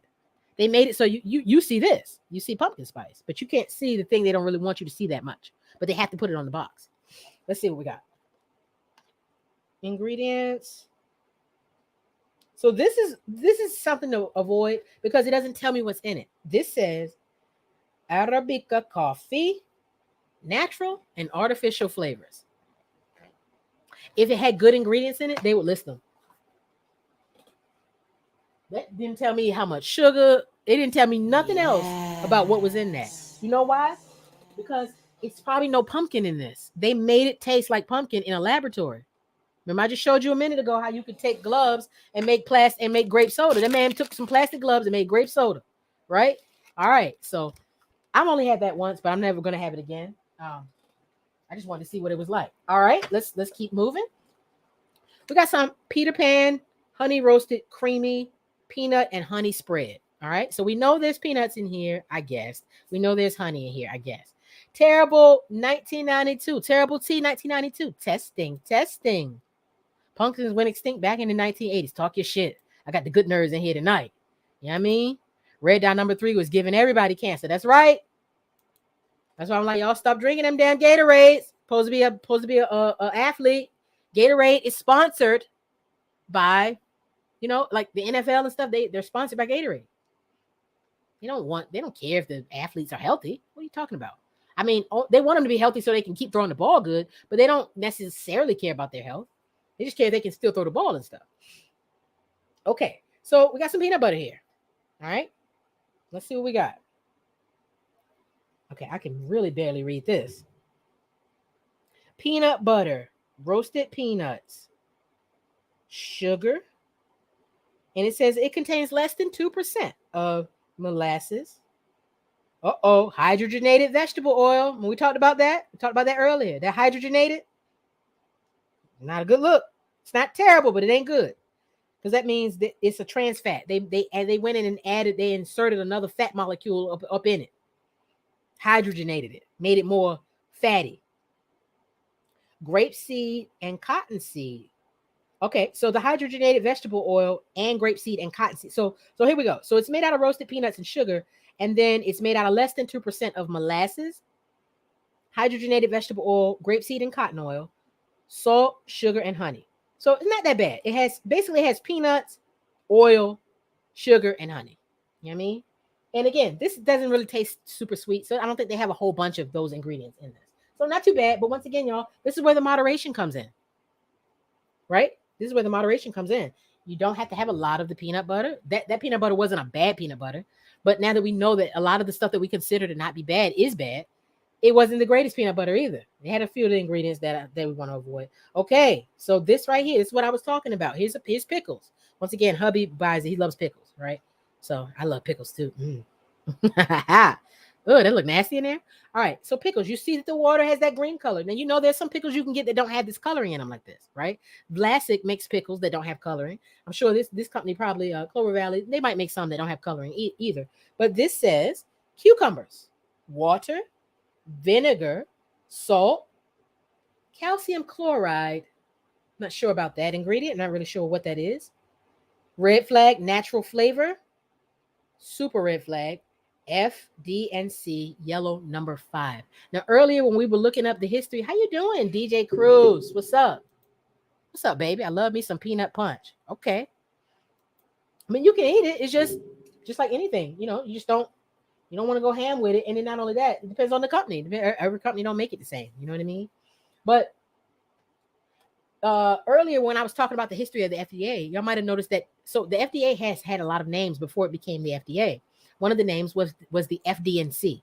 So you'll notice when we started looking up the food coloring, there were a lot of food colorings called FD&C number, blue number, whatever. FD&C red, FD&C. So FD&C, food, drug, and cosmetics. Food, drug, and cosmetics, they have an allowable, I guess, like food coloring that they have produced that they feel like is okay to go in the food. That's why it's FD&C standard food coloring or whatever. But as we know, no food coloring is good. What humans are starting to learn, or at least American humans are finally starting to figure out, is that if nature didn't make it and you're trying to recreate something that nature already made, why you're reinventing the wheel and you're making people sick. So they went from contains no sugar, right? Sugar free to contains real sugar. Because they realize now, damn, we're trying to sell something all around the thing when really the thing was actually healthier than all this Frankenstein shit we're about to make. I'm sorry, but man can never. Thoughts on Irish moss? Irish moss is great. Irish moss is great. From what I know, it's a good thing. It's one of those things. You know what I mean? Irish moss, sea moss, alfalfa, wheatgrass, chlorella, spirulina, burdock, the red raspberry in a lot of instances. I'm naming stuff that's just healthy. Like you just take it and it's healthy. It's good for you, no matter who you are. You take burdock, it's just good for you, no matter who you are. Alfalfa, it's just good for you. It just has all the vitamins and nutrients almost known to man in it. Almost every nutrient, almost every vitamin and mineral known to man in it. You know what I mean? So sea moss is like that. It has everything, right? So I think it's a good thing. Okay. So this is something that I was using on the food. My son said, I don't want you to use that on my food. Elderberry. Yes. Moringa. Yes. Yes, people. Say the stuff. I'm leaving out something really crucial. Can y'all think of what it is? I'm leaving out something so crucial. It's like really, really good for you. I heard that okra is like really, really good for you. But anyway. Lemon pepper. I was using some Chestnut Hill lemon pepper seasoning. Usually, if you get lemon pepper and it is turmeric no bueno? I thought it was good. I thought turmeric was actually really, really good for you. It's not? Talk to me. What's wrong with it? I did not know that. I thought turmeric was like one of the best things you can have. Like, but I don't want to be thinking that, and I'm wrong. Dang, I had to take a call and miss the good for you portion. It's all good. No, you ain't missed nothing. Plus, this will be on Twitch and Facebook and YouTube when I'm done, so you can just go back and look at what you missed. All right. But my son was like, hey, thank you. He realizes too that sometimes you can hurt the chef's feelings a little if you nitpick too much. So he's learned a nice way to kind of say to me, even though I'm not sensitive like that, but sometimes I'm thinking I'm doing a good thing for him, and then he'll find that one ingredient and he'll be like, I can't have that. And I'm just like, oh God. So he says, because he's not just a vegan, he's holistic with the shit. So he said, so this has salt, citric acid, sugar, garlic, onion, black pepper, tricalcium phosphate. What's that? As an anti-caking agent. Probably not good. Because that's the same thing they do to shredded cheese. Cheese already ain't good for you, but then they shred the cheese and they put this powder on it to keep them from sticking together, to keep the shredded pieces from sticking together. There's this powder on the cheese, and that is making you even way more unhealthy than the cheese is. Let me look up tricalcium phosphate right quick. Tricalcium phosphate.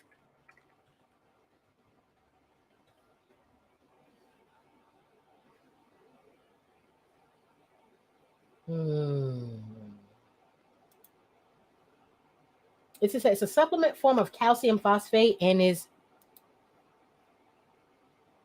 used to treat or prevent calcium deficiency. Calcium is primarily important for healthy bones. In addition to use it as a supplement, tricalcium phosphate is used as an anti-caking agent in powdered food items. It's also used as an additive in some processed foods to boost calcium content.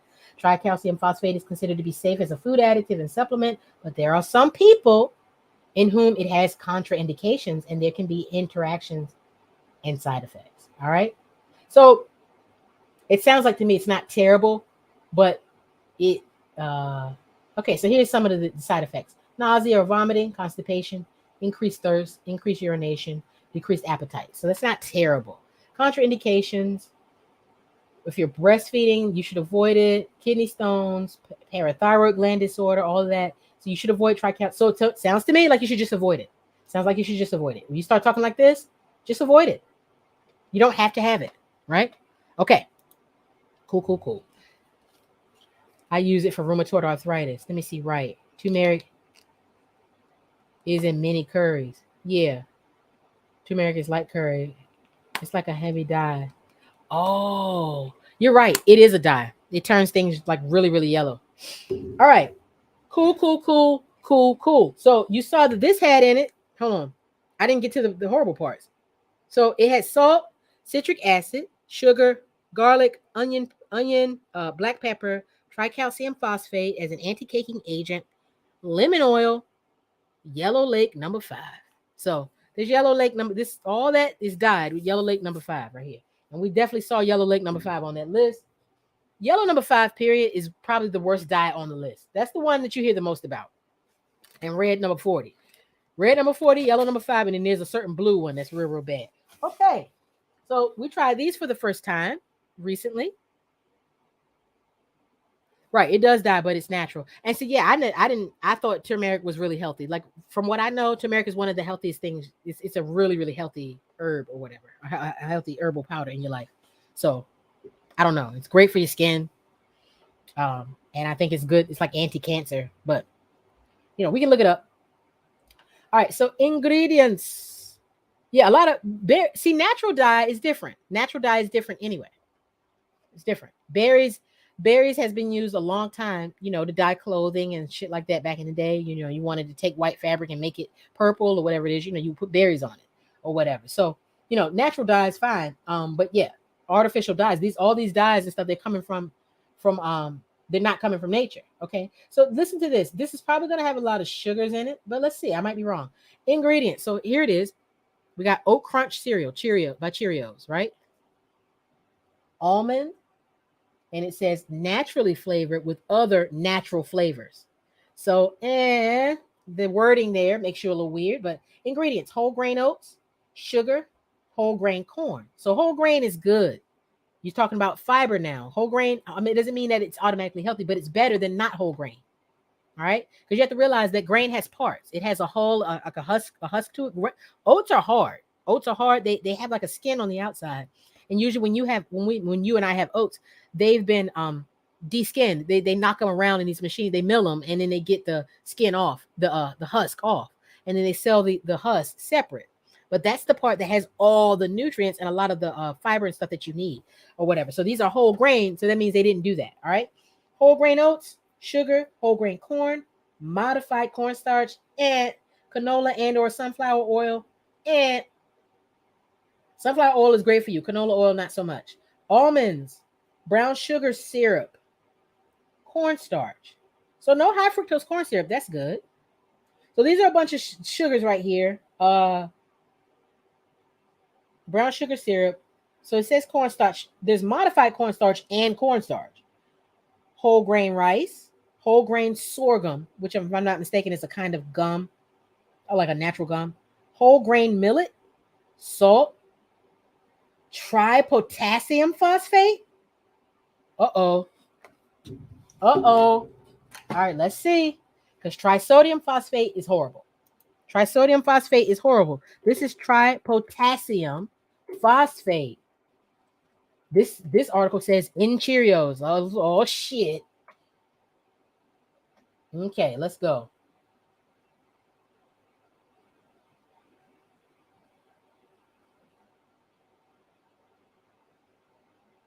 Okay. Let's talk about it. All right. So I'm not the only one. Look, this is the same. This is exactly how mine looks on the side. Somebody done circled that shit. They're like, hold up, cuz. What you say? All right, so let's learn about trisodium phosphate real quick. Trisodium phosphate is a common food additive in cereal and other foods. Trisodium phosphate is used in cereal production to improve its color and help it in the production process.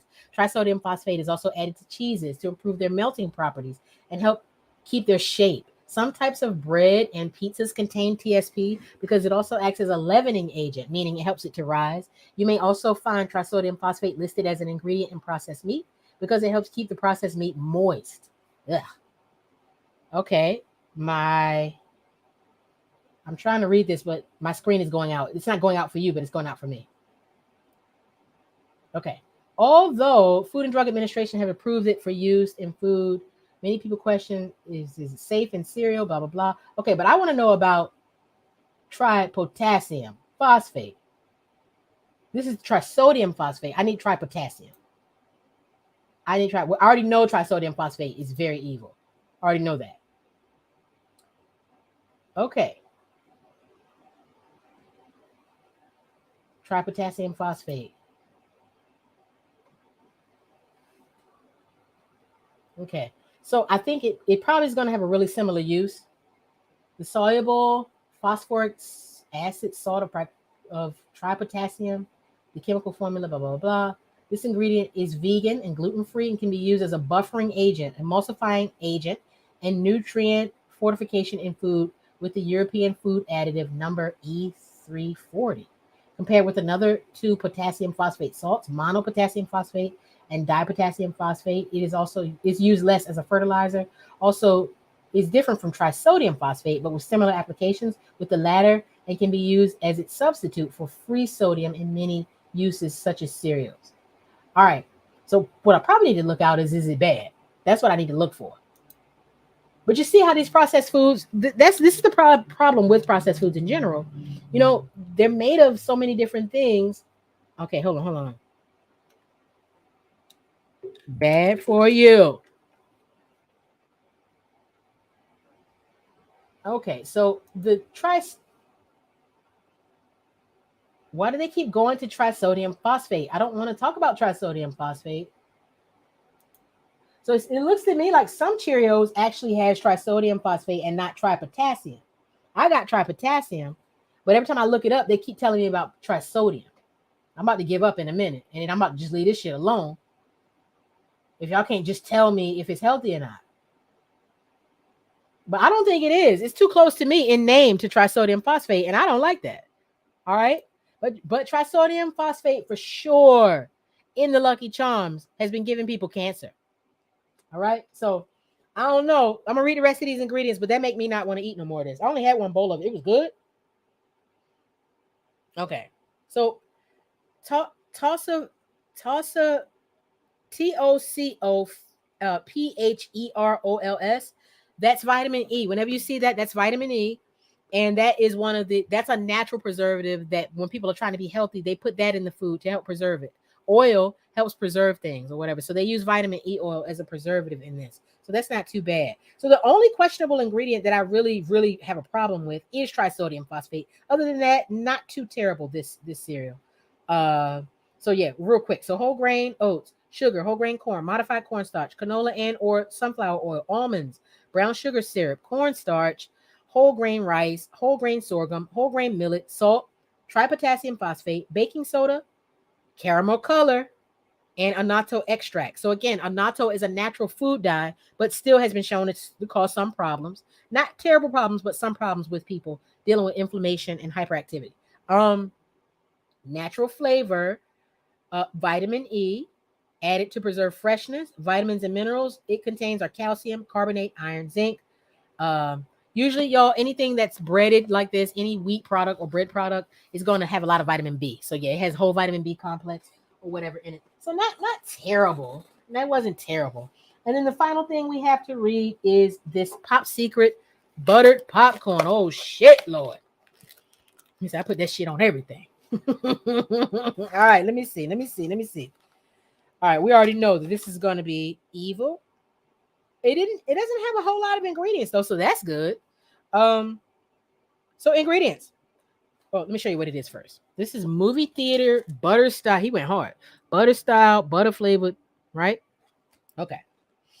So it says, but again, here's the voice of the people. This right here that I'm about to read is the voice of the people in action. Check this out. It says no artificial preservatives, flavors, or dyes. It says colored with annatto and paprika. So what you may or may not know is that popcorn is not yellow, it's white.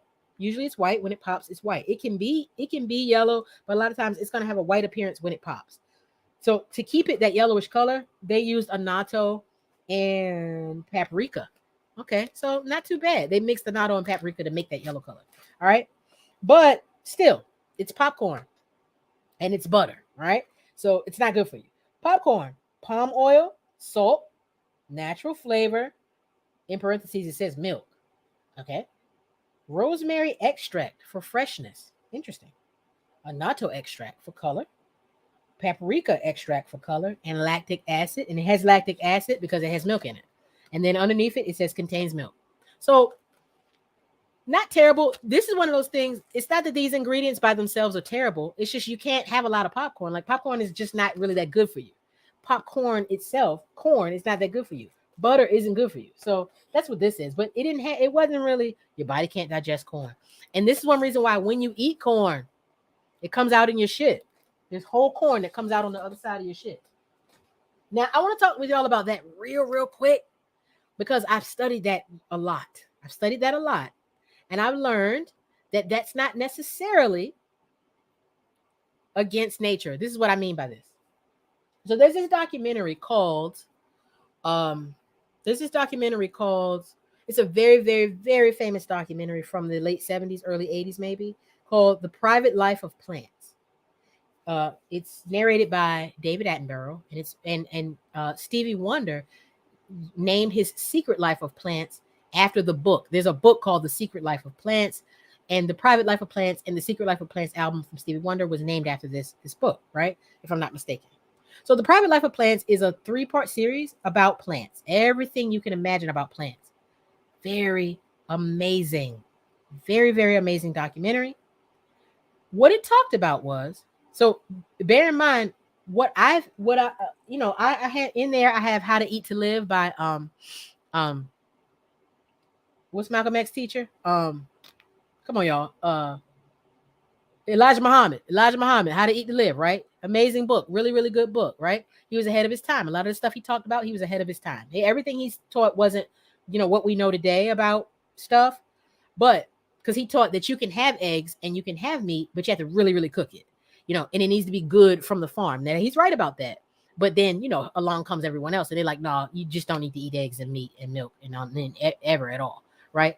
But he did talk about being a vegetarian and practicing that lifestyle.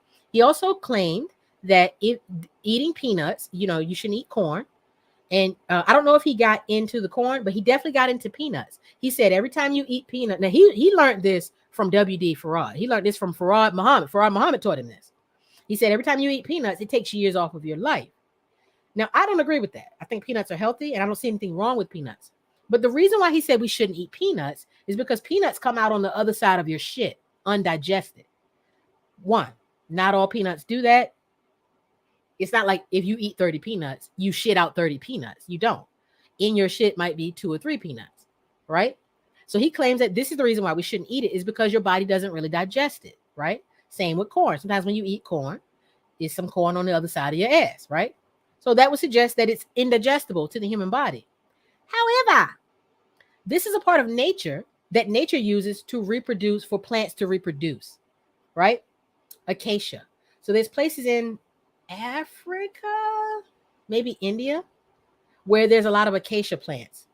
The reason there's a lot of acacia plants is because the elephants eat the acacia leaves and they eat the seeds. And when the elephants eat this acacia, they shit it out on the other side, and there's seeds in it on the other side. And this is the way that the acacia reproduces.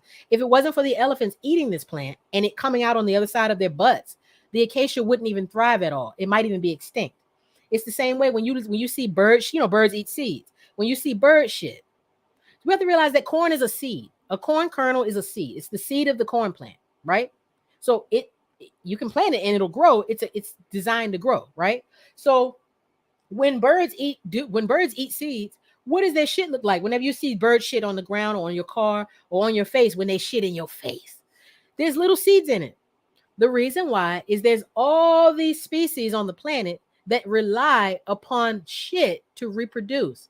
They rely upon the fact that it can't be digested all the way, so that when it comes out in your shit, it'll grow. And then shit is fertilizer. So it'll literally grow out of shit, right? So my point is, just because something comes out on the other end of your butt undigested, that does not mean that your body didn't digest it at all, number one. Two, it doesn't mean you shouldn't eat it necessarily. I'm not saying we should or shouldn't eat corn. I'm just saying that one of the reasons why some people say you shouldn't eat corn is because they say it's indigestible, even though that's not all the way true, because if that was the case, all of it would come out of your ass on the other end. If you ate 37 corn kernels, you should shit 37 corn kernels, right? Except for the ground up ones that you grounded up with your teeth. Do you understand what I'm saying? So your body does do some digestion. That corn, all that corn doesn't make it through your intense stomach acid undigested. That's just not true. That's not true. It can digest it. It's just that, just like anything, this might digest better than this, or this might digest worse than the pickles or whatever it is. It just depends on the chemical makeup of the food. But nature relies upon animals to take shits on the dirt and for the seeds to be in that shit and come out on the other end and make plants. It's one way that plants reproduce. One of the many ways that plants reproduce.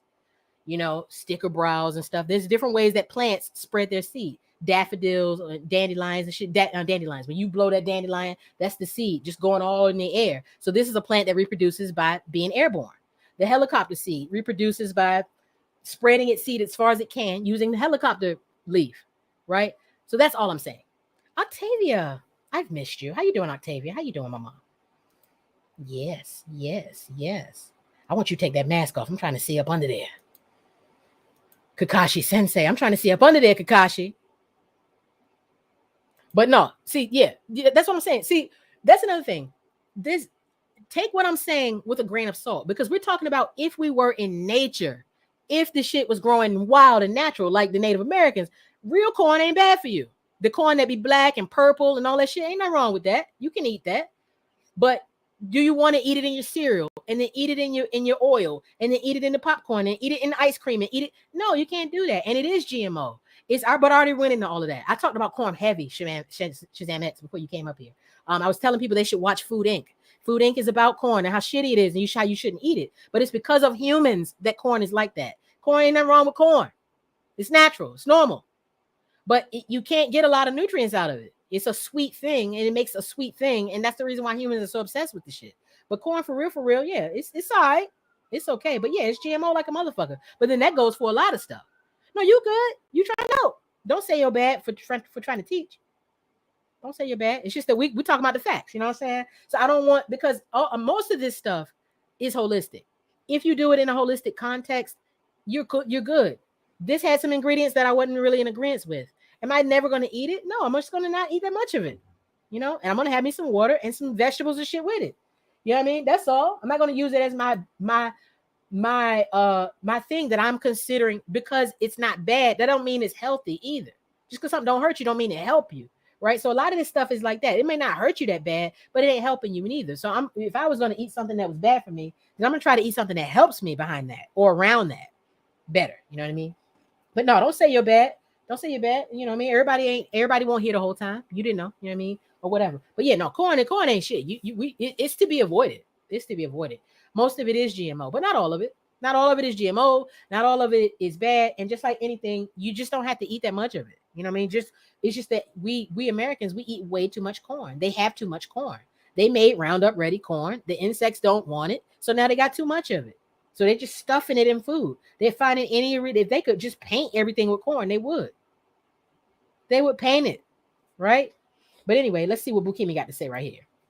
The book Omnivore's Dilemma talks about how corn-based additives are so common that our body's makeup is higher in corn than people who live off corn, like the Aztecs. It makes sense. I agree with you. I agree, and I know that's true because they're using corn to make everything. You know what I mean? So no, it's a bad thing. It's bad. What corn is doing to the earth, what it's doing to the world, the way it's being used. It's weaponized. It's weaponized corn. Right?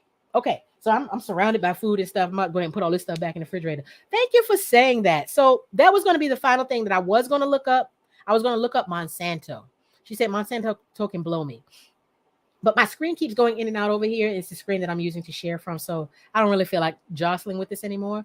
But just know this, if you get a chance, look up Monsanto. We looked them up. Really, really good one day. But look up Monsanto. Monsanto is responsible for so many of the evils that the world. Monsanto is like the evil, the empire, like, you know, like dun dun dun dun dun dun, dun. Like Darth Vader. Anakin runs Monsanto. Like Monsanto is one of the. They made Roundup ready vegetable. They made Roundup. They made Roundup ready corn and soybeans, meaning stuff that the insects don't even want to eat that they're selling to us. Agent Orange during Vietnam when they would spray when they were like napalm niggas, like when they would put Agent Orange on people, Monsanto made Agent Orange. It was two other things. They're that same company that was trying to stop, was it in Bolivia or something? They was trying to stop the people from being able to collect their own rainwater. They were trying to patent rain. They have a patent on so many seeds that, like in the future, like all seeds will be genetically owned by some company.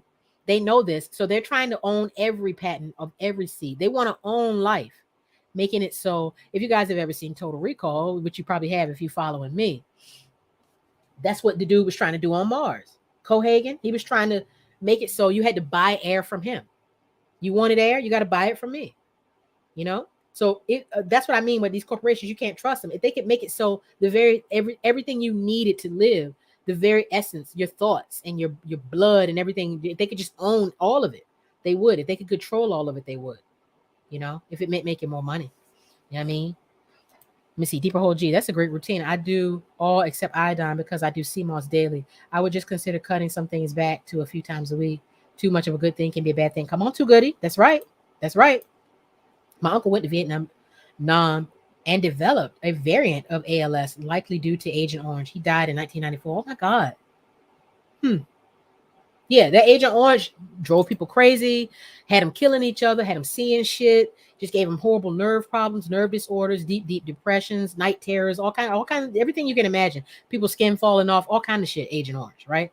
But Monsanto, who is a food company, made that, right? So they don't even hide how they feel. They make Morningstar, y'all. So that's one reason why I try to avoid Morningstar, even though Morningstar has certain joints that are really, really good to me. But Morningstar is owned by Monsanto.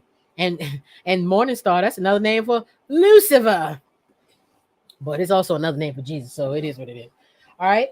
So y'all, this has been fun. Hold on. Let me keep y'all for about 10 more minutes, maybe. And then we're gonna go ahead and spread this love on elsewhere. I've been teaching for 3 hours straight, and I'm proud of myself because I just threw this lesson together last night and this morning. When I throw a lesson together, I just try to ask base questions, about a thing. Let me go to Canva and download my newest schedule. I haven't added it into my computer yet. Give me a second so you guys can be aware. I have a lot going on this month. I have a lot going on this week. I have a lot going on every week. And so I want to make sure you guys are a titty, abreast. All right. Give me a moment. A knocker. Come on, screen. Please stop going out like that. I don't like that. This is the screen I use to DJ. Well, at least it doesn't mess up my stream. The other screen used to go out and mess up my whole stream. All right, download him. Cool. Let's go to brand. Add overlay. Oh. Download JPEG. Download. Overlay Adium. There it is. All right, check this out. So this is week 1. Give me a second. Of my schedule here. All right.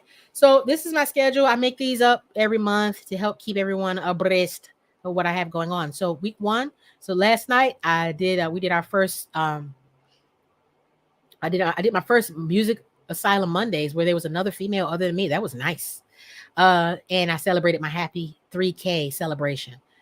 Today, we're doing this, Food and Drugs, Each 9 Teach 9. Tomorrow at 10 a.m., I will be on Raina Mystique's channel being interviewed in her Pretty People podcast. Nice name for that. That makes me feel good. I'm glad I'm pretty enough to be podcasted. So at 10 p.m., though, we're going to do one Easy Max 2K affiliate celebration. You know what I'm saying?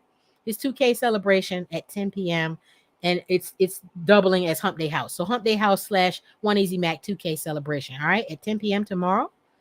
And then I'm going to pop up a few times in between this. But then Sunday, I also am in 2 different raids. In the morning, I'll be in the Brighter Days House raid. We need it done. And in the evening, we're doing the Virginia raid. All right, the All Virginia DJ raid. Okay, so that's what I got going on this week. And I'll have a new schedule up on next Monday. All right. Yes. So this has been wonderful. This has been the Food and Drug Joint. If y'all have any questions, let me know. Anything you want to say. Hopefully I didn't miss anybody's comments or anyone who came in and showed love. BTS. Heard the last 30 minutes. Loving it. Thank you. A knocker. OMG. Yeah. So you guys, I love y'all. Y'all have any suggestions of who y'all want to raid? Otherwise, let me give it a look and see for myself who we might want to raid. If y'all have any suggestions, beat me to it and I'll take your suggestions. Okay, Joe Plays Violin, DJ Mark Oxford, DJ Scene, DJ Volatile, Martino Eduardo, Last Save Point, DJ Bill BH, Takamasa, Celebrity Drew, Struggle Gamers, Forever Seeps, DJ Jin Jin, Kings and Queens of the Caribbean, huh? We're rating DJ Jin Jin. That's my boo. She's including me. I'm in a lot of different raids this month because of her. So we're going to go ahead and rate her. I was thinking about rating Last Save Point. Last Save Point rated me before one time when I was teaching. Rated me with like almost 100 people. And he's a gamer. All right. Less time. Let's talk about fluoride. In fact, I'm going to do one about water. I've done a tutorial already about water long ago on Facebook, like 4 years ago. It's really, really good. I think you spelled it right. It's really, really good.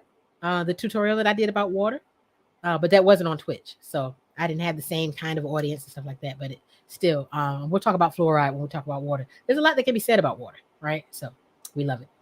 All right. So that's what we're going to rate. Let me set that up real quick. Y'all give me a second. DJ Jin Jin. Does she have any underscore to her shit? Yeah. DJ _ Jin Jin. All right. Let me do that.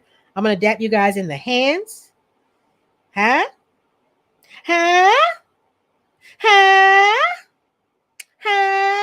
Boom, boom, boom. Boom, boom, boom. All right, let me see. Stream manager. Okay, so this was fun, y'all. And I got a decent turnout. I like when y'all show up and show out for me. I really do love y'all.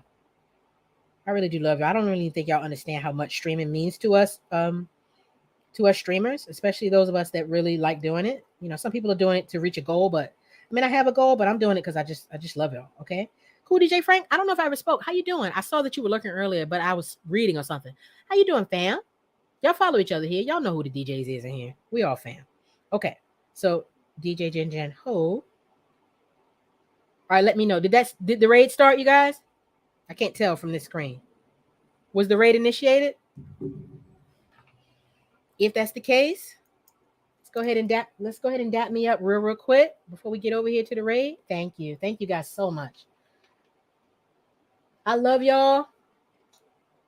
You know, anything y'all want to see me teach about in the future, you can always whisper me and let me know or whatever, and I'll do that.